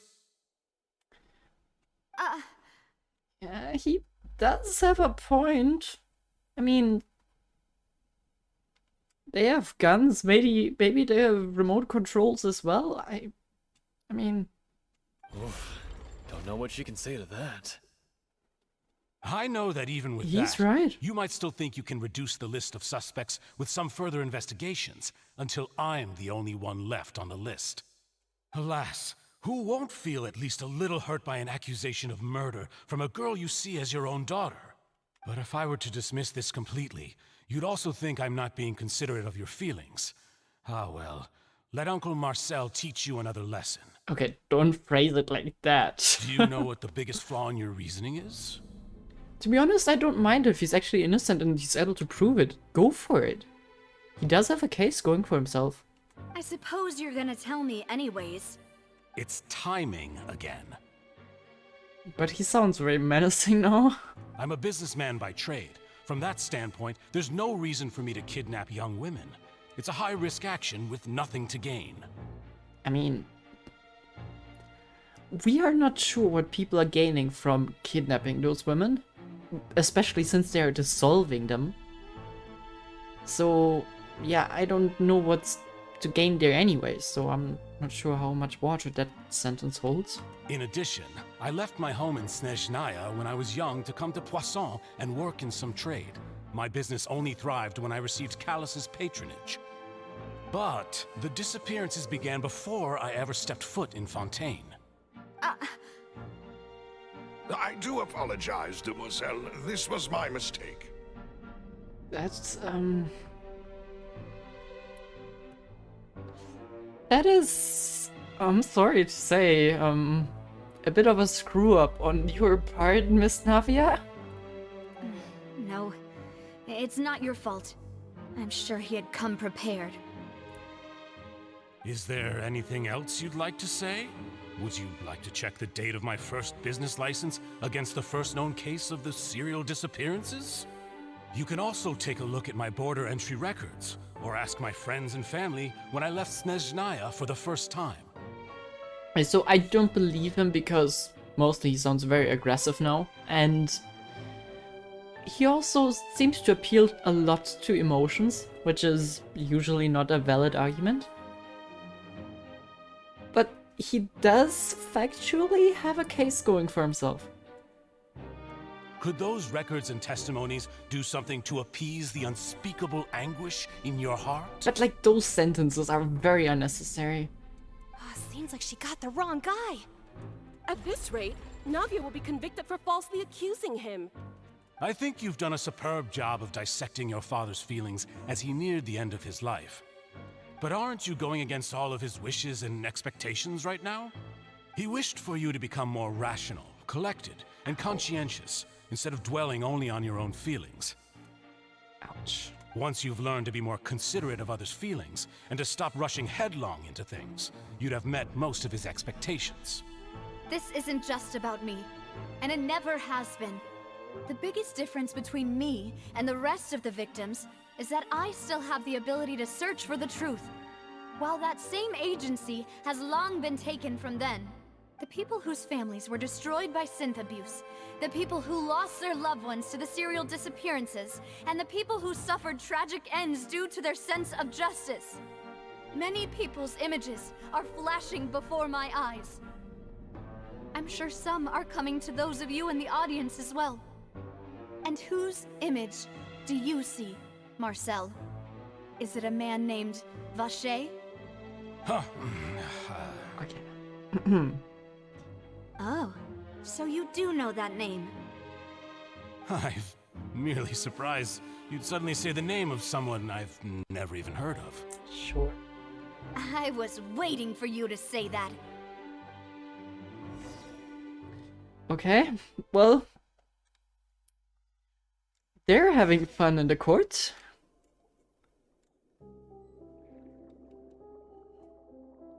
Meanwhile, it's time to swim.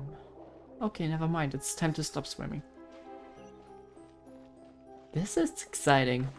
I like this. It's also nice that we draw parallels between the first act and this. Because this is exactly what Navia did. Wait, I think Genshin might be very loud now. I need to check.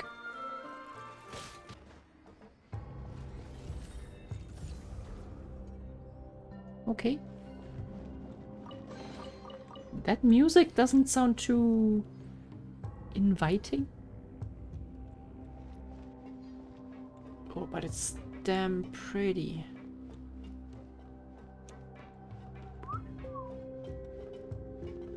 Paimon thinks we need to go up, but Paimon doesn't see a way.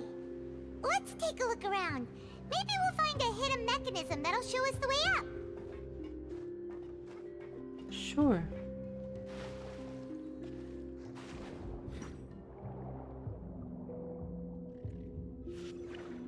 I love the atmosphere. So tense. Okay. Is that a statue of a god? Or no. No. That looks like one of the statues from Sumeru.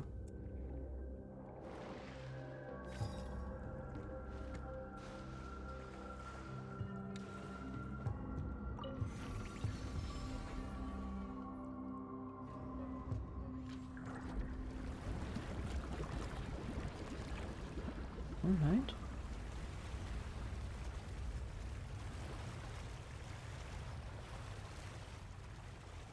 Do we need more water?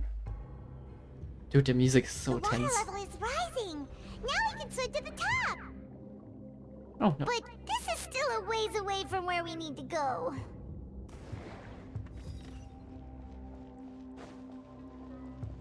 Okay, speed them up. Go! The night is cold. Cold. Mine to commit. Allow me. Illusion shattered.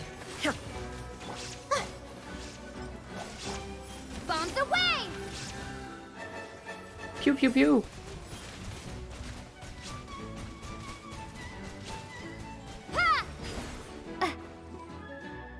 There is no escape. Not now.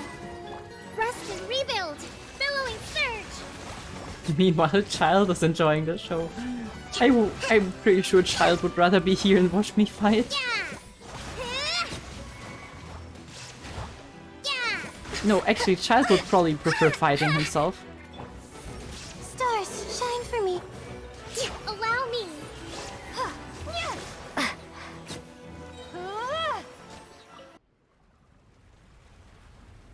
More water. Good.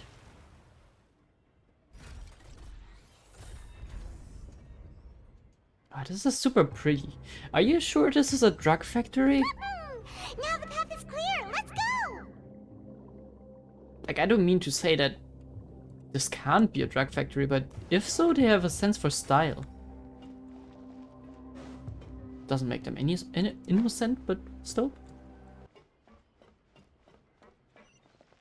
Okay, not as pretty anymore. I mean, so pretty, but not as, like, futuristically pretty. What is this team comp? It's the perfect team comp.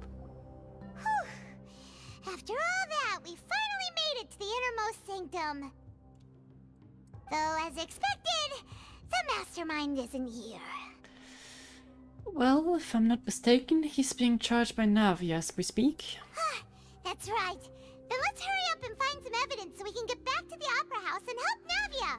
If we collect evidence, can we confirm that it's from here? Ooh. It's just a traveler now.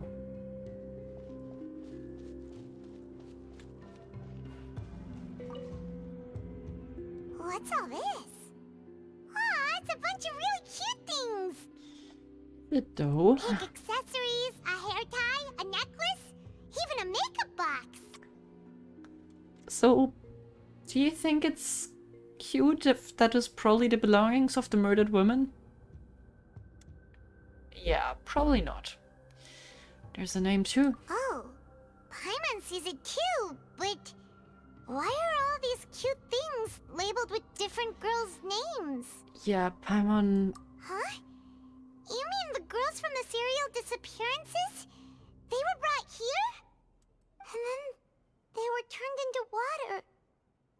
I still don't get why. And all the boxes of things. These names. That means... Missing person's possession. You discovered objects within the containers labeled with the names of those who own them within the depths of the HQ. The names here must have something to do with the victim's serial disappearance case. This might be proof that this was their final stop.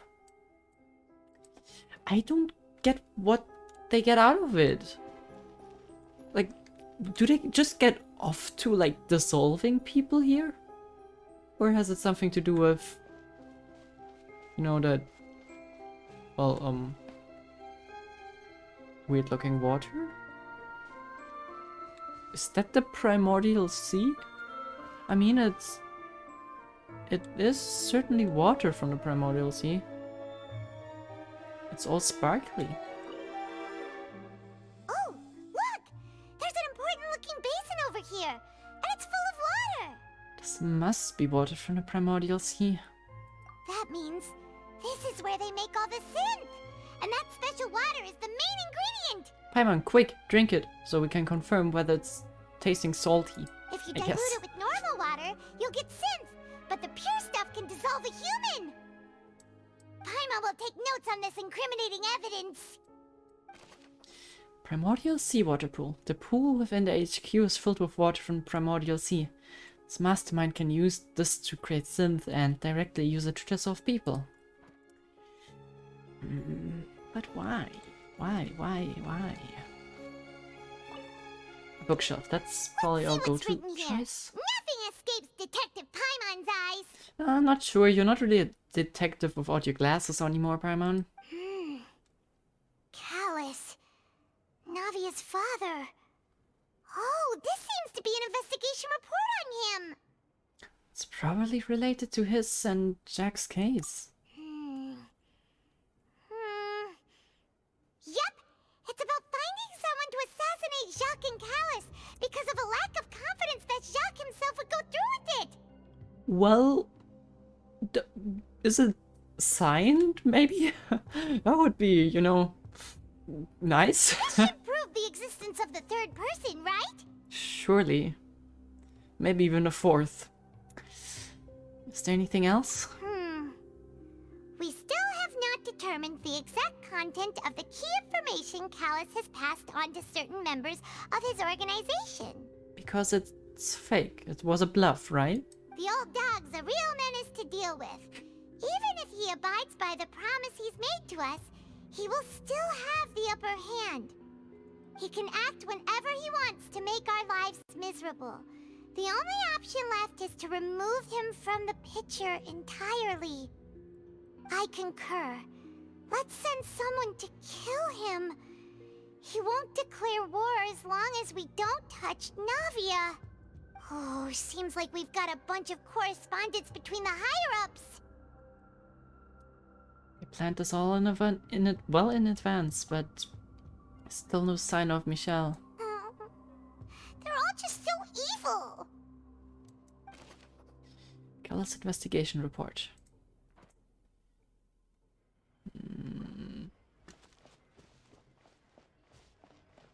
Come on, we need to... we have plenty of evidence. We just need to find something that links to him. Oh, is that bottled water from the sea? Or is that synth? Whoa! There's so much synth here! And so many bottles of ingredients that probably just contain the waters of the primordial sea. That's a lot. Mixing in progress. Ready to drink? Stock sample? Huh. They've also got all the synth pretty clearly labeled. Whoa! There's even fruit-flavored synth? Paimon, don't even try. Well, that definitely proves that they were producing synth, but... Yep, it's super obvious. Synth. A popular potion circulating quite widely. It gives the drinker a very pleasant experience for a short time, but the side effects are equally strong. The producer uses this special characteristic to earn massive profits from the trade.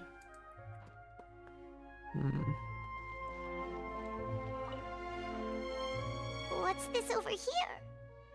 Looks like some kind of place for research. Experiment number 16 aims to verify Jacob Ingold's research conclusions on the primordial sea and use his theory as a foundation to achieve a breakthrough. The experiment was a failure. No individual managed to resurface from the water from the primordial sea. Female specimens 22, 23, and 24 were dissolved. 24. That's a lot of people. Calm down, Paimon. It's Sorry, traveler. hopefully gonna be Paimon will over. try her best. It's just that Paimon's never read something so scary before. How can someone write something that terrible in such a matter-of-fact tone? That's scientists for you. You read the rest. Paimon's too scared to keep going. The goal of the researcher is to save his lover, a woman called Vignier, who was dissolved. Oh my. Is that researcher called Vacher by any chance? So that's why he did all of these experiments. But did he really think he'd be able to find a way just by dissolving people over and over? That's just insane! There's another name here. Vacher. Huh? Isn't that the name you heard by the fountain? Paimon thought he was an eyewitness in the serial disappearances case. No, he's the researcher. You mean Vacher is the one who did all of these... experiments? Yep. He signed off a bunch of his experiment reports. What an idiot. The voice I heard from the fountain was probably Vignier. So that's it! Vacher was no victim, but personally took his lover and... Did he? That's not how I took it. I'm not sure how his lover died, but seems like he wants to bring her back. No, that's not it either! If that's the case, why would he want people to resurface from the water? There must be more to this. Someone or somehow she must have gotten dissolved. In any case, Paimon will write it all down. Do it, please. Vacher's experiments. Experiment number 16 aims to verify Jacob Ingold's research conclusions. The experiment was a failure. Yep. 24. We've looked at almost 24 everything murders. here, and it seems like our theories were spot on, but... Well... Really is this Vacher? Yeah, we haven't found anything that reveals his true identity. Don't tell me that's Michel. Please. No wonder even Neuvillette wasn't able to find anything. Whoever it is probably destroyed everything to do with that name a long time ago. I mean, to be honest, it would make sense if it were him. It would give him a reason why he would want to work on it. He would have the means to produce synth, which would fund his projects to save her. Could make sense. That way, even if we bring all this back to the opera, we won't be able to identify the true culprit. Clever, but not clever enough. Let's look again. Sure thing. Paimon won't admit defeat to this guy either. Ugh. Nothing at all. And Paimon can't even find snacks either. Would you eat them if you found them? I hope you wouldn't. Paimon, I found it. Whoa, really? What did you find? See? Notebook? Vinier. Isn't that Vacher's lover's name? Then you found her diary. Let's see. Aw, it's just a normal diary chronicling their love story. She was so sweet too. Oh, Paimon feels even worse for her now. Take a look at this page, Paimon. She made a list of baby names. Oh, I can't read that. So many! A whole page's worth! But they're all crossed out. Was she unhappy with all of them? The final name she decided on was... Marcel. Oh, Marcel, not Michel. Sorry. Sorry. I was mispronouncing his name. Well, he's the bad guy. It doesn't matter. Wait, but Marcel's pretty old. Has this case been going on for so long that he's Vacher and Vinier's grown son?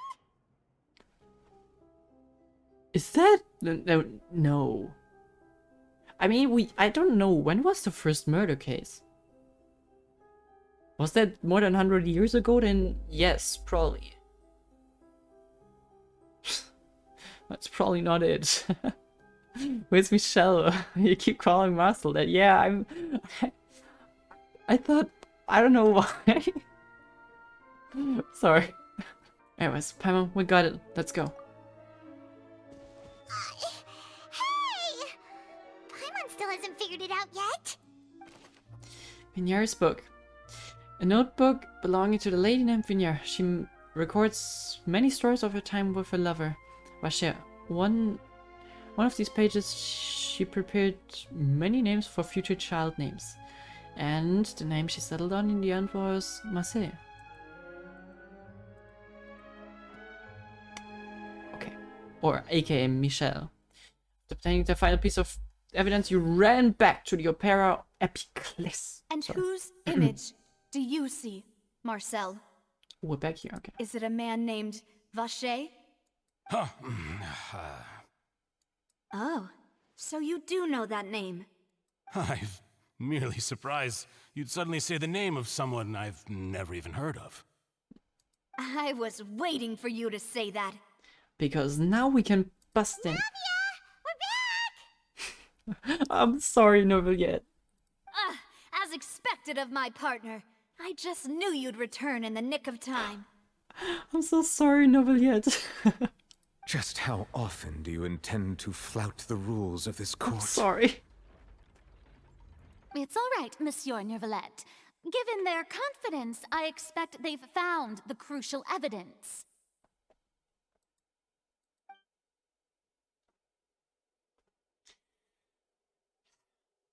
You say you've never heard of the name Vacher?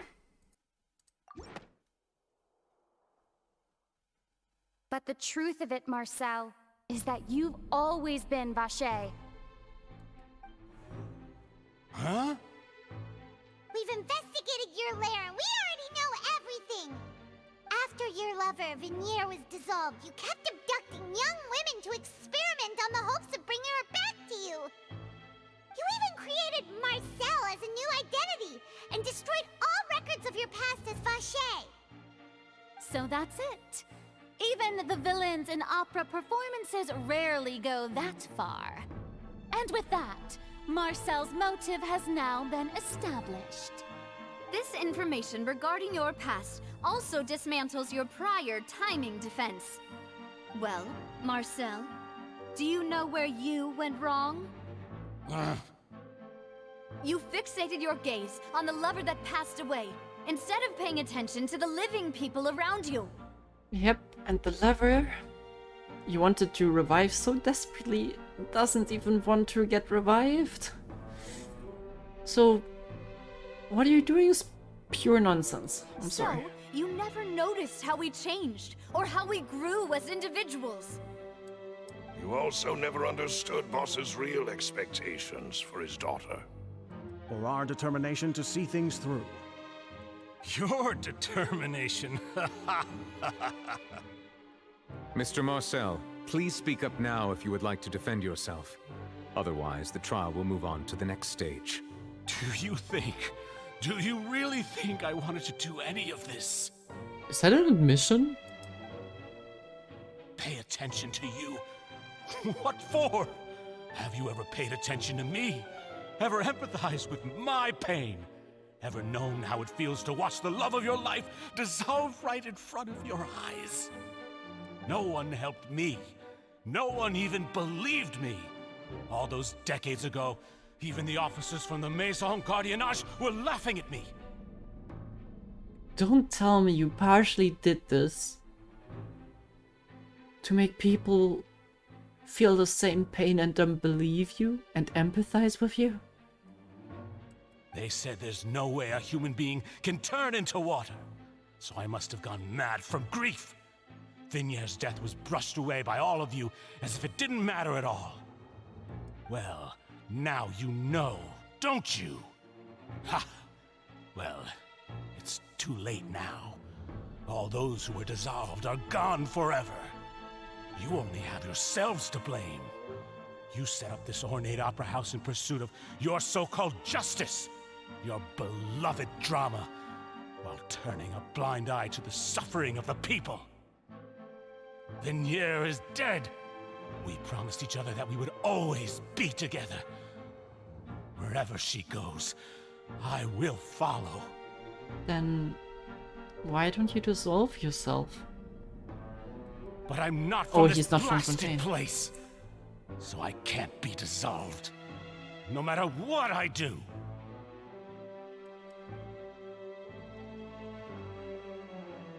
Hey, is that water from the primordial sea that he's drinking? I can't dissolve! Can't dissolve! Can't dissolve! Do you all see? I can't go! I can't follow! So if I can't go where she is, what choice do I have but to try to bring her back? I did all of that, and in the end, that accursed Callus still got the better of me. Think people would support you? You wouldn't abduct people to do experiments on them?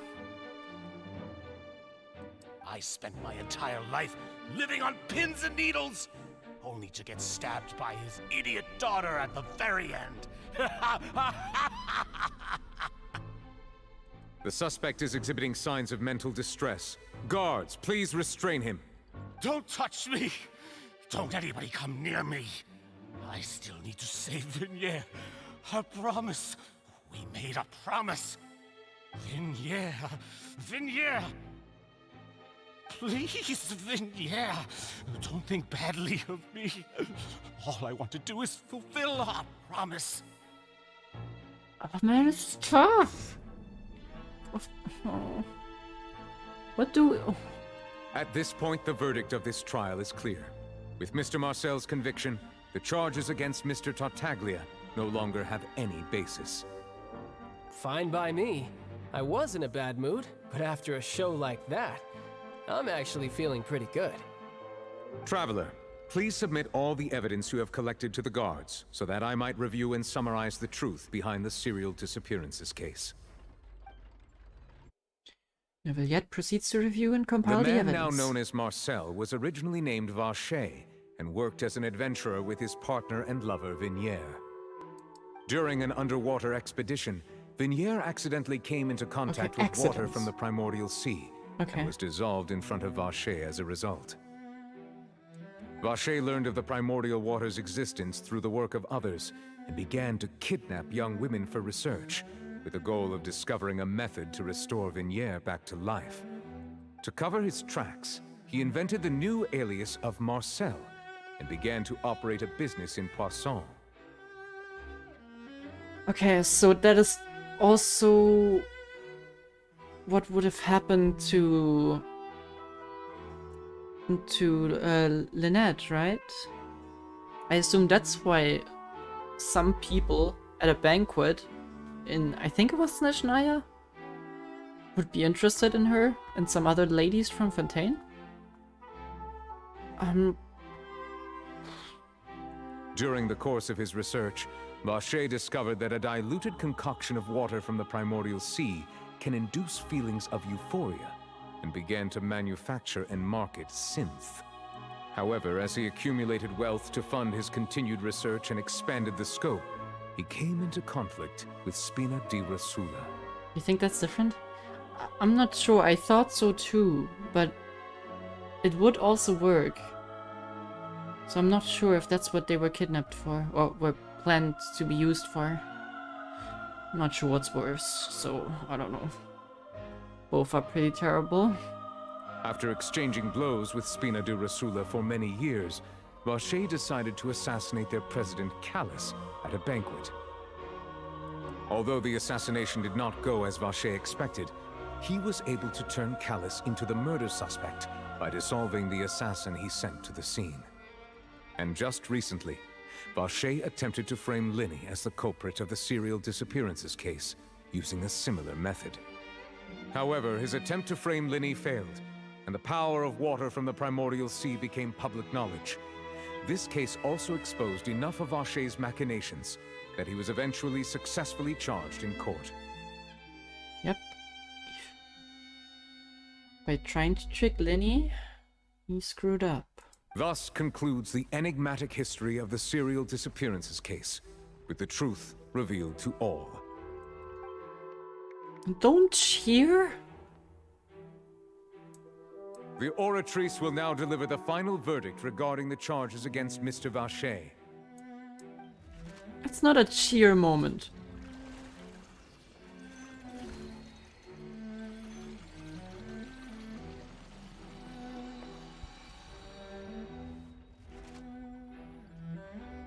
According to the judgment of the Oratrice Mécanique d'Analyse Cardinale, Mr. Vacher is guilty. Yeah, of course. Thanks. I mean, you didn't expect anything else, right? Guards! Take Vacher away. Good. It's what he deserves. Make sure he doesn't have any of the water with him, though. With that, the serial disappearances case is over now. Hopefully? We really just witnessed history. Who would have thought the true culprit would be such a polite and well-spoken guy? Yippee! We helped Navia bring the bad guy to justice! I don't know. I mean, should I be super happy? I feel terrified of what happened because, like, I get that he would want to research, but not like that. And there's some reason to have pity with him, but not for what he did. He's hurt so many innocent people, and now Yeah. he's finally getting what he deserves. Just hope it's over now. Huh? Are you okay? Man was unhinged, that for sure. Navia, you good? Demoiselle, you were absolutely brilliant. The day our late boss had always hoped for has finally come. You can rest easy now, knowing justice has been served. Yeah. Yeah. It's finally over. It's all thanks to you guys. And my partner. See, Papa? Spina di Rosulas still doing well with me at the helm. You certainly cleaned your name. And his, like, Spina Rosulas' name is pretty clear now, right? And your dad can rest in peace. Well now, hasn't this been a most delicious piece of drama? The villain has been caught, justice has been served, past wrongs have been righted, and it's a big ol' happy ending. Cool. Since it's been such a great show, I'll just let the false accusations against me slide. Either way, I've still got some business to attend to. So, if you'll excuse me... Wait, who charged Tartaglia again? Please wait just one moment, Mr. Tartaglia. Oof. Ugh, what now? None of this has anything to do with me. According to court protocol, since this trial was initiated due to a charge against you, a verdict must also be made regarding the initial charge before the trial can conclude. Oh no. Oh, come on. Is this really necessary? Haven't you already caught the real criminal? Isn't it time for side characters like me to exit stage left? Why do you sound as if you really have to leave now? Please respect the laws of Fontaine. This has always been the rule. All right, but this sure is a lot of hassle. All I need to do is stand over there, right? Let's just get this over with. Stands Through there evidence snoring? presented in the public trial that was just held, it has been established that Mr. Tartaglia has no direct connection to the serial disappearances case. The guilty party has been identified, and thus it is logical to suppose Mr. Tartaglia is innocent of the charges. Yeah, Mina would also want to go, but it seems as if Tartaglia is kind of scared now that they find something else. I don't know. He seemed pretty chill while he was still, like, charged, but not anymore. We now turn to the Oratrice Mécanique d'Analyse Cardinale to render the final verdict on the charges. Oh god. So on this charge, well, on this charge he should be not guilty, right? Right? According to the judgment of the Oratrice Mécanique d'Analyse Cardinale, Mr. Tartaglia is... guilty. How? What? Hey! That's not funny! Didn't you just say I'm supposed to be innocent? Is that thing broken? What's with this verdict? Is your justice machine malfunctioning? Yeah. Huh? This has never happened before. The Oratrice actually returned a different verdict from the Chief Justice. What have you done?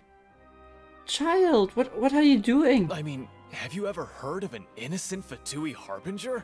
I mean, Do you yeah. think the Oratrice might have just convicted him on general principle?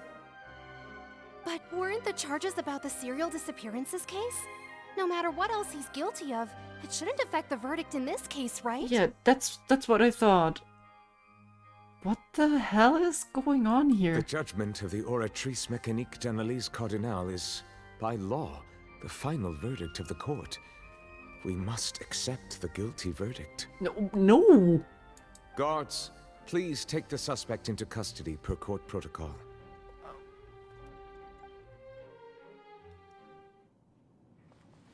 Yeah, he won't take that.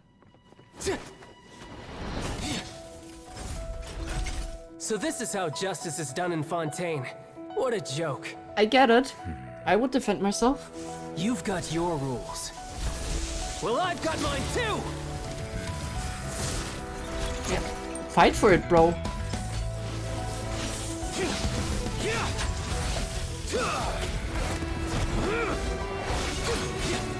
Can we help?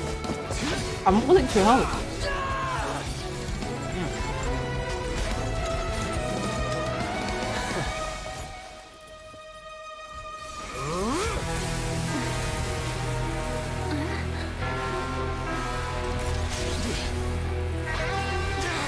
Oh, Childe is so cool.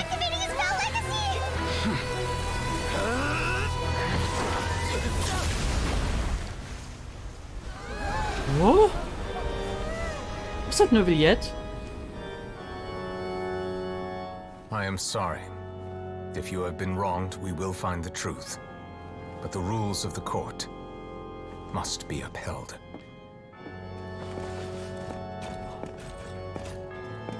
Oh.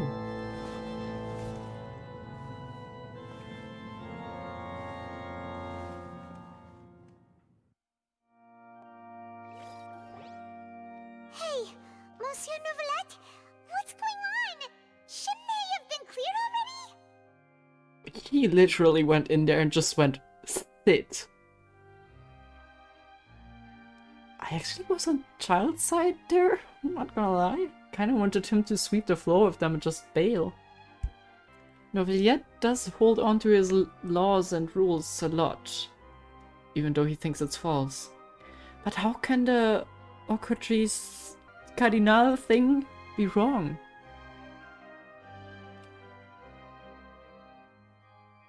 Is it missing its noses? But Lenny shouldn't be able to have it. Yeah, Neuvillette shouldn't be that strong. What did he eat for breakfast? Is he the real Archon? What is going on? Apologies. This is also the first time I've encountered such a situation. However, according to the rules established at the conception of Fontaine's court system, the Oratrice's judgment is the final verdict of the court. All I do is follow court procedure. As for why the Oratrice arrived at the conclusion it did, you should probably ask someone more knowledgeable than me.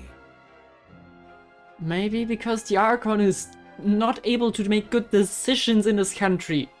Then we have no other choice but to ask the Archon herself. Why are you looking at me? But you were responsible for that thing. You had something to do with it. I don't know what happened there either. Hey, stop staring at me! What does Lady Furina mean by that? She says she has no idea either, but that's impossible. Didn't she create the Oratrice herself? Yeah. Yeah, so are the verdicts reliable or not? Can results like this really be called justice? Okay, no, actually, if it's godlike, then I'm fine if they believe it. But yeah, ask that question's what? Okay. Yeah, tell. Furina, talk. Go. My dearest citizens, did you really think we'd allow an incorrect verdict to be handed out in this court? Did you really believe that the judgment could be mistaken or be the result of some sort of random mishap? Don't tell me you thought even I had been blindsided by the Oratrice's result. But the way she looked just now, it was pretty obvious she had no idea what was going on. She has no idea. However, given the state of things, I shall give you an explanation. Everything that just took place, including my supposed shock and bafflement, was a part of an elaborate performance, with every action meant to stir up drama and excitement. You listen to yourself talk, right? You don't just, like, keep words flowing and don't even realize what you're saying, right? And, of course, for every performance, there is a script. Everything has unfolded exactly as I expected from the very beginning. As the embodiment of the very concept of justice, the Oratrice shall never render an arbitrary judgment! If you thought Childe had nothing to do with the serial disappearances case, it is only because you've been blinded by the superficial appearance of innocence. Well, but if it completely rules out being false, then why don't you just put the person on trial? Tell the Oratrice to just spit out the results. No. Everything he's done, not to mention the danger he poses, are beyond ordinary comprehension and completely unforgivable. All shall be revealed in time. You will come to understand my noble intentions, as well as the absolute correctness of the Oratrice's verdict.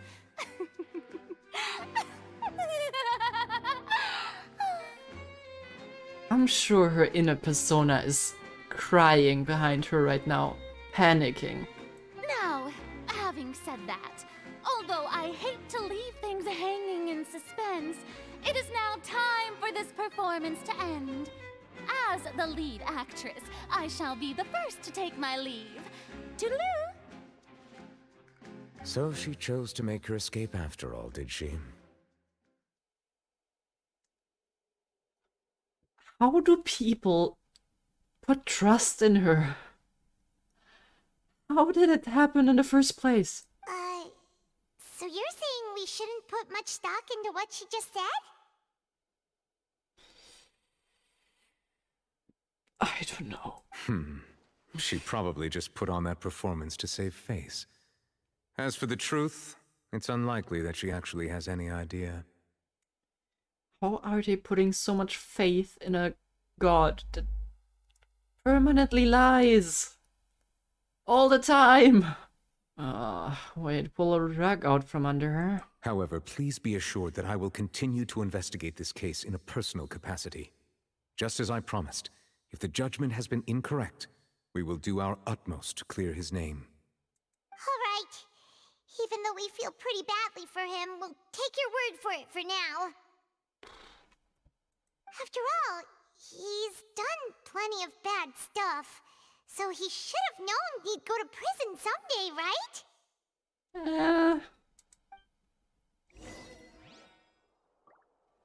I don't think that was Tartaglia's intention. Oh man, I forgot how powerful Childe is, okay.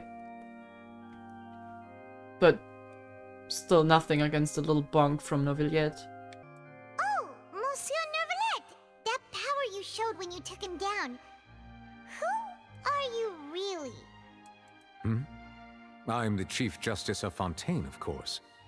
If officers of the law lack the strength and capability to enforce it, then it makes a mockery of justice. Nah, but, like... What are you really? Childe's probably stronger than Clorinde. Probably. I mean, he defeated her in a duel which she didn't win full out. Or all in, I guess. Damn, you freaking machines suck!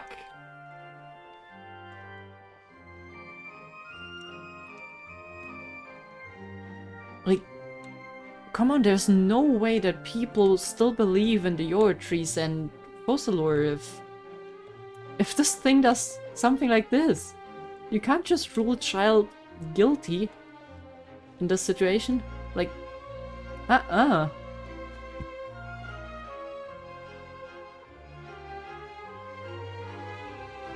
Hey, what are you doing? Quick, stop him! Traveler! Hey! Traveler! What do you want? Marcel! What are you doing over here? Stop resisting arrest! Cease, or we'll add another charge to the list. No, wait! I just want to ask the Traveler something. I'm not looking to run away. Please, just let me ask this one small thing. Go on.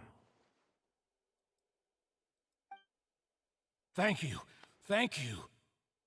I was being led away when I finally realized something. Where did you first hear the name Vacher? Oh yeah, we should probably tell him. He's a horrible person, but he deserves to know. I erased all records of that name. So, unless... Are you still trying to prove your innocence? Give it up. You've already been convicted. Yes, I met her. Really? You did? You're sure? You met her? But how could that be? How did you manage to do it? I think he deserves it. Maybe I'm wrong, but... Like... Yes, he killed many, and he would probably continue if he was freed. Because he knows that... Or he thinks that he has to save her. Not saying that he's doing it the right way. But I think telling her actually is a big benefit. Because she said that he needs to stop following her. It was around the Fountain of Lucine. Something to do with my sensitivity to the hydro element. The Fountain of Lucine? Then she's been so close to me all along, and I just never...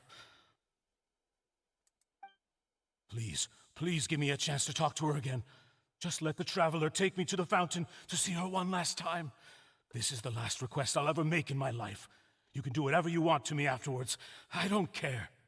That I don't think he deserves. What? Give an inch and you want to take a mile? Do you think serial killers get to make requests like that?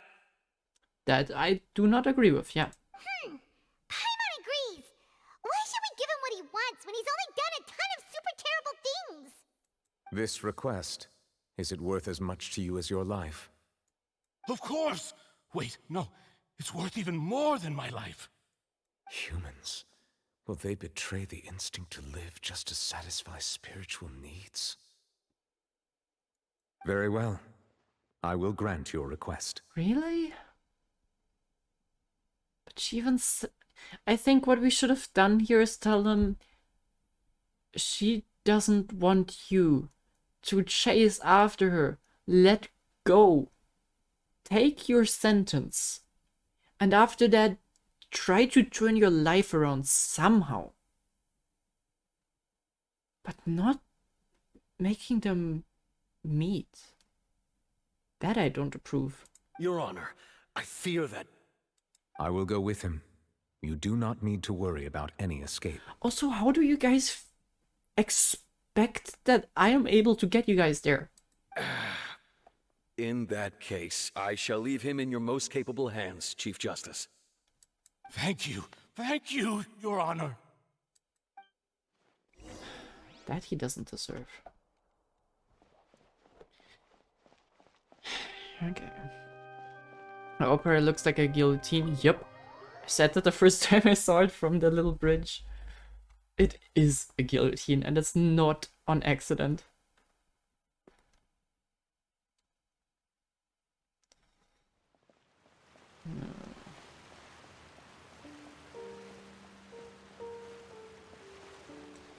Even though he doesn't deserve it. So be it. Is this the place? You said she's here, but what do I need to do to see her? Back then I drank from the water from the primordial sea. Heightened my sensitivity to the hydro element. Yeah, and even Paimon could hear her after drinking that thing. Didn't you just drink a lot of it on the stage as well? Oh. Vache. There you go. Ah! Yes, that's it. So you heard it too. Vignier, it's me! It's me, Vache! Vache? Vache? I'm here! Where are you, Vignier? I'm coming for you. I'm finally here for you. Hey, wait! Be careful! Hey, wait! Vignier, is that you? It's me, Vache! Vignier! Vache? Why did you come? Didn't I say? You don't need to look for me. You look a lot older than I remember. How long has it been? It's been more than 20 years. I've suffered for over 20 years since the day you left. And killed like more than one person per year in that time span. All this time, only the thought of bringing you back has kept me alive. Nothing else mattered to me. I must be dreaming. Who would have thought I'd get the chance to tell you all of my feelings like this? Vignier, you are my everything. I really don't know how I could live without you. But Vache, if you ask me, this world would be better off without you.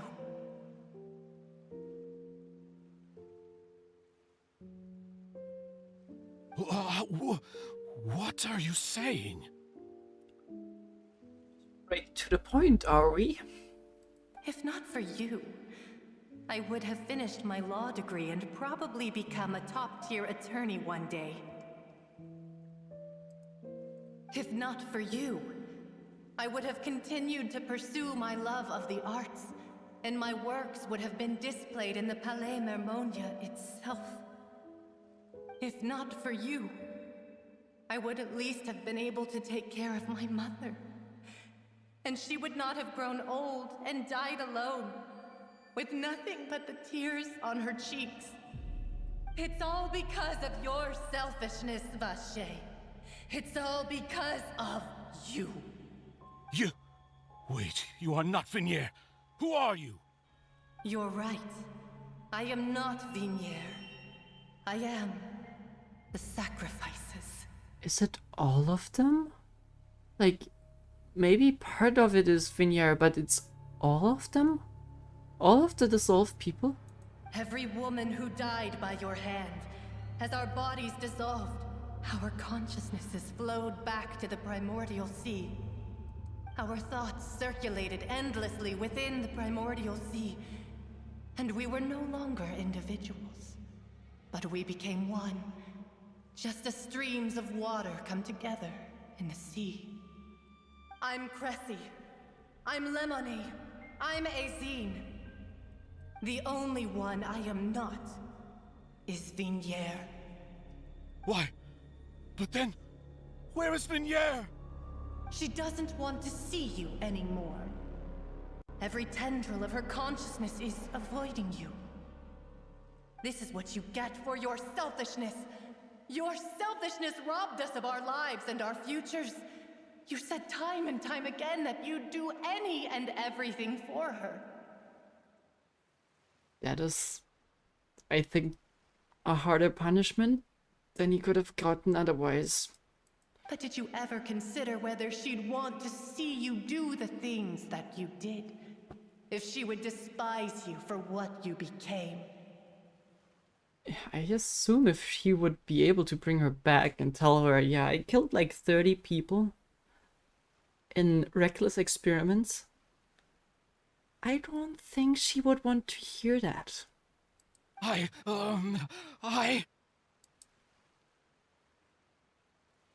You are a liar, a heartless murderer, and a cowardly narcissist. The only thing you are not is Vignier's beloved. From the moment your first victim died and her consciousness merged with Vignier's, she has had nothing but pure hatred for you. Well, it looks like I didn't meet Vignier back then either. They must have wanted me to lure Marcel here from the very beginning. No! Vignier! She can't hate me. Let me see her, please. Have mercy. You still don't understand. When I said don't look for me, that came from the real Vignier. She really doesn't want to see you anymore. Which is fair. That is absolutely fair. But on top of that, she also said that because it's her final drop of pity for you. She said that because she knew that if you did come here, we will show no mercy to you. Vache. Vache? Vache. Vache. Vache. That's why it had so many different voices. Drown. I kinda expected that. Oh god. Later, the guards find the culprit of the serial disappearance of the woman case. It's too quick. Several days later, he drowned. I kind of thought he might drown because he runs into the water in the attempt of finding her, but that's not how I expected it to end. I guess that's better. Finally, we have some time to do shopping. Gosh, it's really been a long time since we've been able to relax. Well, shopping is kind of stressful in its own way, though. Huh. Well met, partner. I knew something great was going to happen when I woke up in such a good mood today. You know, when I said we should give it to him, yeah, it's kind of weird that we go shopping right after. Seems very fitting. I guess it's 7 days after. I did not expect, or did not consider that Vacher really hates him. But actually, no, I think No, no. I think he needed to hear that she hates him. Not sure if it's better now that he's dead. I don't know. Depends. Is death penalty better than, like, lifelong sentencing? Not my expertise to judge on that, but yeah. He found an end that was suitable for him. I was scared for a moment that they're gonna give him, like, a semi-happy ending.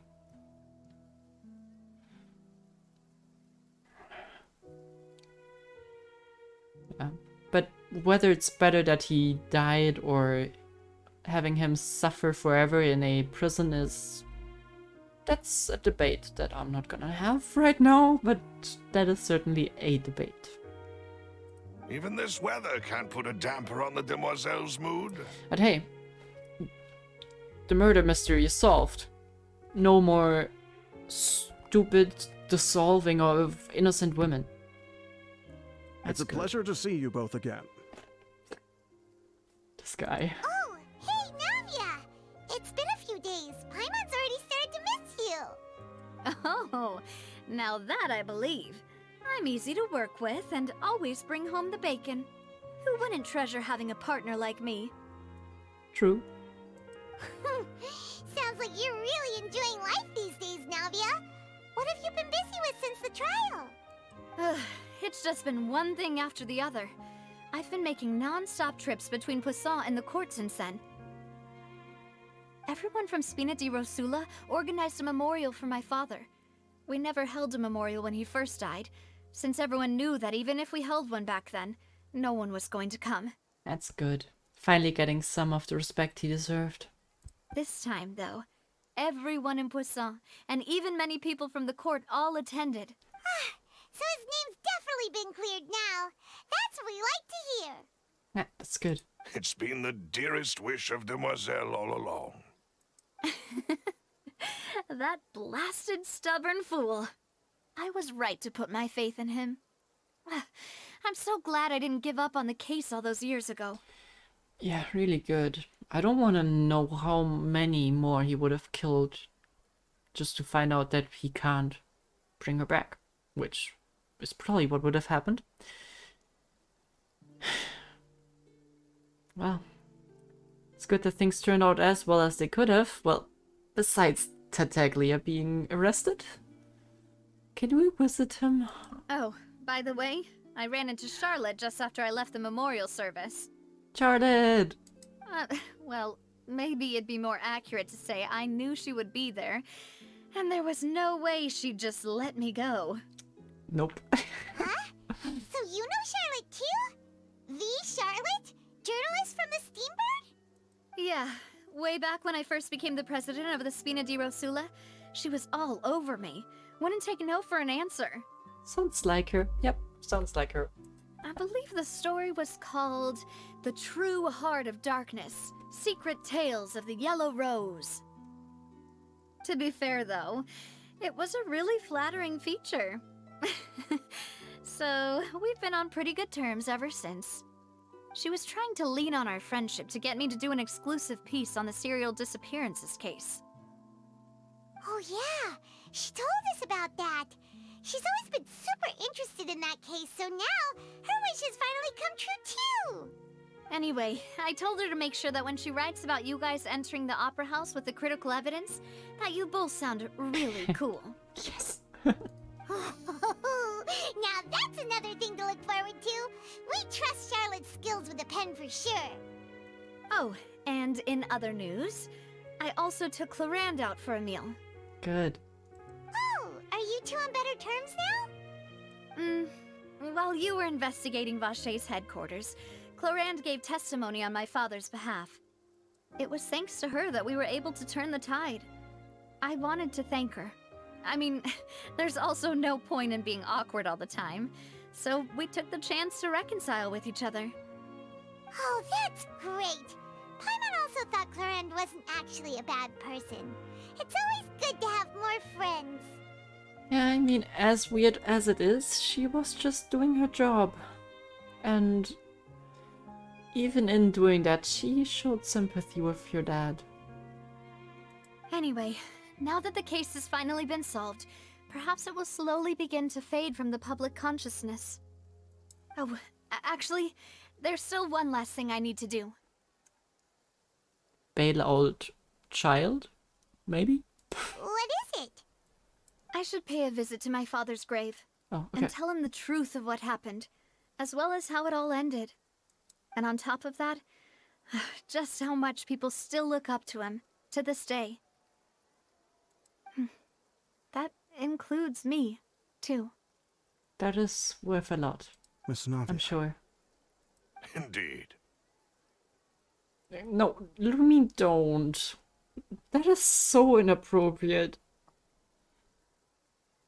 We want to go too! We also think Callus is a really admirable person. And this is, I don't know, maybe I'm different in that regard, but I wouldn't like that. Sure thing. I'd like you two to share the moment with me. After all, without you, there might not have been such a positive ending. I mean, that's true and all, but it's very personal, you know. And in that case, everyone, let's be off. Considering the recent weather, we'll be lucky if we can reach Poisson before dark. Yeah, you're right. It's been raining non-stop for a few days now.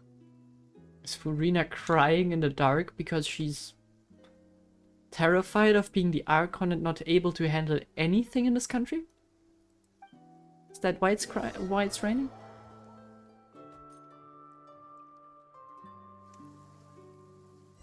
Or it's the dragon again. Huh. This is where my father's grave is.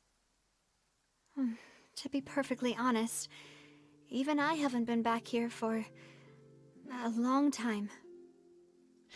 Why do you think Neuvillette is responsible for it? Why would Neuvillette be crying anyways? Huh? There's someone there already. Ooh. Isn't that Neuvillette? Huh? Why would the Chief Justice be here? Okay, hold that for a minute. Navia?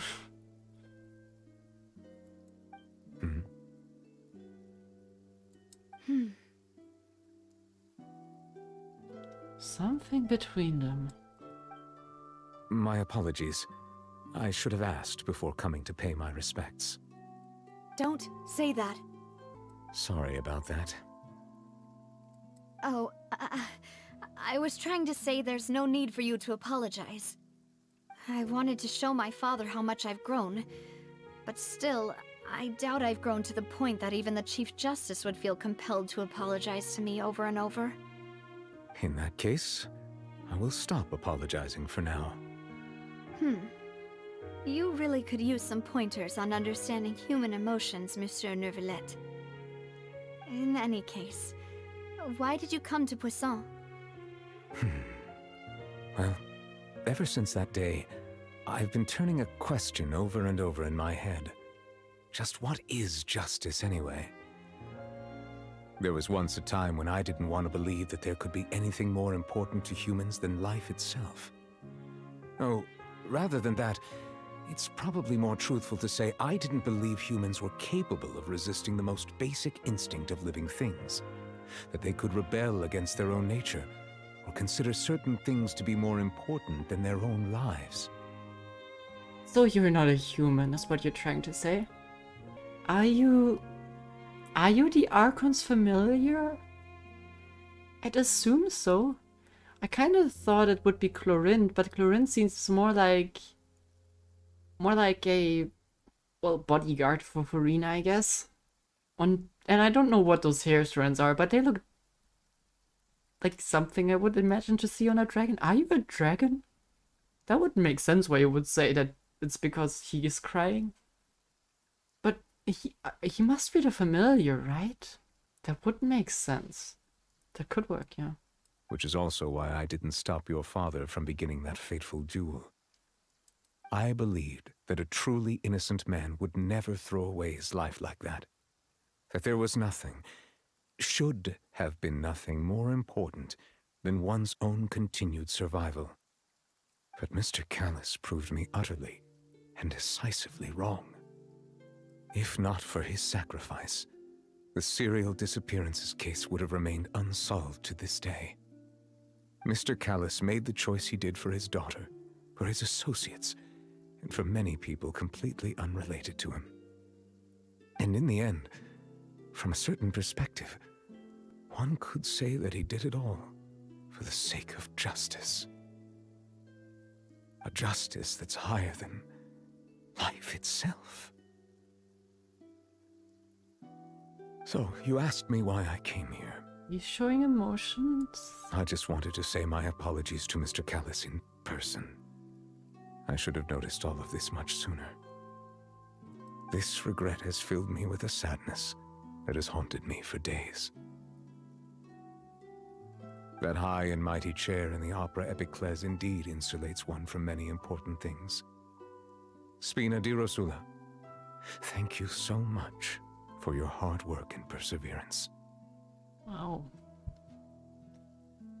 I didn't expect him to be, or to let him be so vulnerable. It's nice to see that he can. But it also plays very much into the hands of him being the dragon. Or the familiar. I'm sorry for being mad at you before. So, you're actually one of those types that's cold on the outside, but pretty thoughtful on the inside, huh? That reminds me of Silver, one of my guys. Sorry about that. Self-expression is not one of my strong suits. Didn't I just say you don't need to apologize? Ah, so Navia and Neuvillette seem to have made their peace as well. That's actually one of the best things. I think they had a really tough relationship. It's glad that they kind of fixed it. Let's not disturb them for now. We can wait till after they're done. Following Navia and Neuvillette, you also pay your respects to Callis. Paimon's never paid respects at someone's grave before. Did Paimon do anything rude there? Well, you're not supposed to fly around someone's grave in general. Huh? Oh, Paimon didn't know that was a thing. But Paimon doesn't know what she would do if she can't fly. Stand? Like, use your feet? Oh no. Paimon hopes Miss Navia won't be too mad. Oh, and she took that serious, and that's a screenshot. I love the relationship that Paimon and Lumine have. So wholesome. Anyway, Neuvillette is still standing around there. It's not often that we can catch him alone like this, so why don't we go talk to him for a bit? If we can't talk to Lady Furina, we can at least talk to him, right? Yep. Talk to Navia first. Can I not after I talk to him? Oh yeah, probably not because he's a quest. I don't want to interrupt her.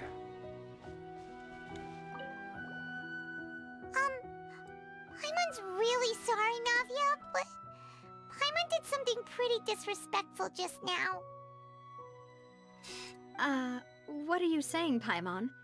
I don't think I get it. Well, aren't you not supposed to fly around someone's grave? Huh? Who told you that? Hey, traveler! Why did you mess with Paimon again? Okay. Good thing that you told me that. Sorry. I'm a child. Oh, I love them. They're so cute. Oh, it's you two. Did Miss Navia invite you to come pay your respects to her father? Mm-hmm. We ran into Navia on the streets today, so we just followed her here. I see. Then is there something that I can help you with? Sure is. Well, it's pretty hard to run into you like this since you're usually super busy. So we figured we could try to ask you a few questions, if that's okay. Please feel free. Though outsiders, you helped us solve one of the greatest mysteries in Fontaine, and it would be my pleasure to return the favor. That is a beautiful shot, by the way. I love how the color of his hair strand kind of gets affected by the sunlight. It looks pretty. Okay, about Childe. My apologies. My investigation has still not reached its conclusion. However, I still believe the judgment of the Oratrice was not rendered arbitrarily. But you also said you thought he was innocent. For many years, I have been quite aware that the Oratrice does not simply mechanically repeat the verdict that I give on each case. As a divinely created mechanism, the people's unified faith in the concept of justice is integrated into it. What did Childe do then? What is the Fatui doing at the Primordial Sea? How is he intertwined in that? Not only can it produce the incredible power of indemnitium, but it likely also possesses other traits, such as self-awareness. Which is all to say, I have been prepared for a situation like this for a long time. So when Linny told us that he heard a human voice from the room where the Oratrice's core is stored... I was not aware such a thing had occurred. Perhaps that could serve to prove my conjecture. I will add that to the list of items to investigate. By the way, are you gonna charge Linny for, like, trying to steal the core? No, I shouldn't bring it up. In any case, I am inclined to believe that the Oratrice does have a methodology all its own. We just do not have enough information. So you think Childe is guilty, even though, according to the evidence, he's innocent? Based on Furina's reaction, I doubt even she had any idea what was going on. She managed to bluff her way through it, though. Yeah. The time-tested twin tricks of bravado and drama. While we do intend to get to the bottom of this, for now, we regret to say that the Fatui Harbinger will just have to bide his time in the fortress of Meripede. If we did incorrectly convict him of crimes he did not commit, we will most certainly compensate him to the fullest extent allowed by the law. Which would be what? If you ask Paimon, the only compensation he'll want is a no-holds-barred fight with you. Yeah, probably. Is there anything else you'd like to ask me about? About this water from the Primordial Sea. So, at court, the bad guys referred to that special water as water from the Primordial Sea, but what is it really? Truthfully, that name is already quite accurate. I can only surmise that Vacher and his ilk only learned of its nature and existence after extensive research. There used to be a special sea on the surface of this planet. The nature of its seawater was rather different from that of the sea we know today. Most of Tevat's life forms were first born in that special sea. You could say it nurtured much of the life on this planet. Okay. Huh. So it really was where everything began. It makes sense to call it primordial then. But today, the Primordial Sea no longer exists on the planet's surface. So, where then? In Celestia? Underground? What Vacher discovered must have been some kind of special case, or a remnant from a truly ancient age. Huh. So that's how it is. Oh, you really know everything, Monsieur Neuvillette. But if that's the case, then why would people, at least people from Fontaine, dissolve in that kind of water? And especially why only people from Fontaine? Indeed. Why would the Primordial Sea, which was known to engender and nurture life, suddenly reverse itself and devour life instead? It's the circle of life, I guess. To be frank, that also doesn't match my understanding of this world and its laws. There must still be some unknown secrets around the people of this land. Is there anything else you'd like to ask me about? Wait, don't we usually get this... Do you have any more questions at the end of Act 3? I just realized that. That's strange. About the prophecy that has been circulating around Fontaine. That the sea levels will rise and everyone will be dissolved in water, leaving Furina crying alone on her throne, but the sins of the people will be finally washed away for good.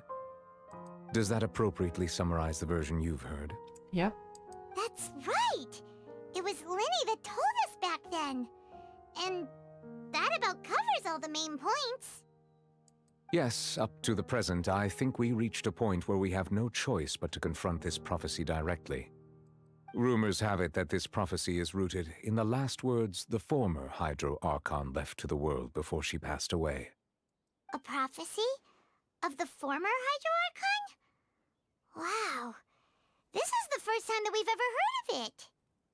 When did the Hydro Archon die? Was she also one of the Canria killings? I don't remember. Two parts of the prophecy have already proven correct. The rising sea levels and the ability of the people of Fontaine to be dissolved. We should be more vigilant and stay on the watch for further signs.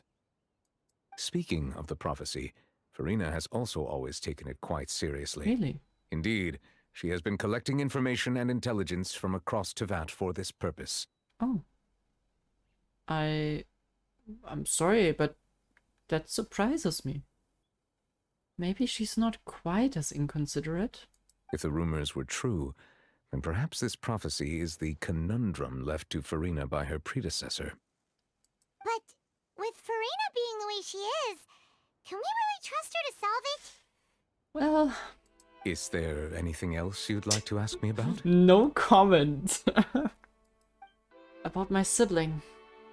Do you have any info? Your sibling? Another blonde-haired traveler. I'm sorry, but I've never seen anyone who matches that description.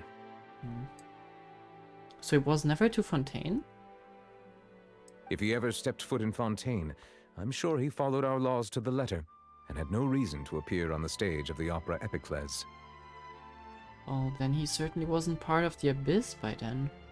Is there anything else you'd like to ask me about? I think that's it for now. Thank you. Very well. It was my honor to provide you with what answers I could. I very much enjoyed conversing with you. It will soon be time for me to leave this blissful tranquility behind and return to Palais Memoria. You made it sound as if, I don't know, something different would happen. You really are super busy, Monsieur Neuvillette. Paimon thought you only came here to pay your respects today because you had the day off. Crime and villainy do not have the day off, and so justice must work around the clock as well. This is merely the nature of a justice's work. All right. You've got a point. Huh? Paimon just noticed that the rain has stopped. Weird. As light rain falls without reason. That name has a totally different meaning now. Good quests. Good freaking quests. What a roller coaster of emotions as well. Right now, besides like the prophecy, which seems to not be a like really pressing matter. Besides that, everything seems fine. I didn't think things were fine after Act 1 or 3.0 or 2.0. Nothing felt fine after those. So I'm interested where this goes because I have no clue where the next part will lead us. Like, no idea. I'm certainly interested in seeing more about Furina for real though. Because apparently there's more to her than being her persona, let's call it that. And I would really like to see that. You can now go to the ah, yeah, right. I was thinking of that earlier. I'm not gonna forget that. I prefer magic, personally. So lonely. Just how much longer? Who else deserves to take the stage? Oh. Respect must be given to the that's will her. of every creature. And I guess Each she's fish sobbing in the on her ocean throne. swims in its own direction. It's terminal, how much longer? It's so lonely. I'm not sure. Do you think that is our Furina, what she's like, what she's thinking right now? Or is that what ends up if the prophecy turns out to be true? Basically the voices of her coming from the primordial sea.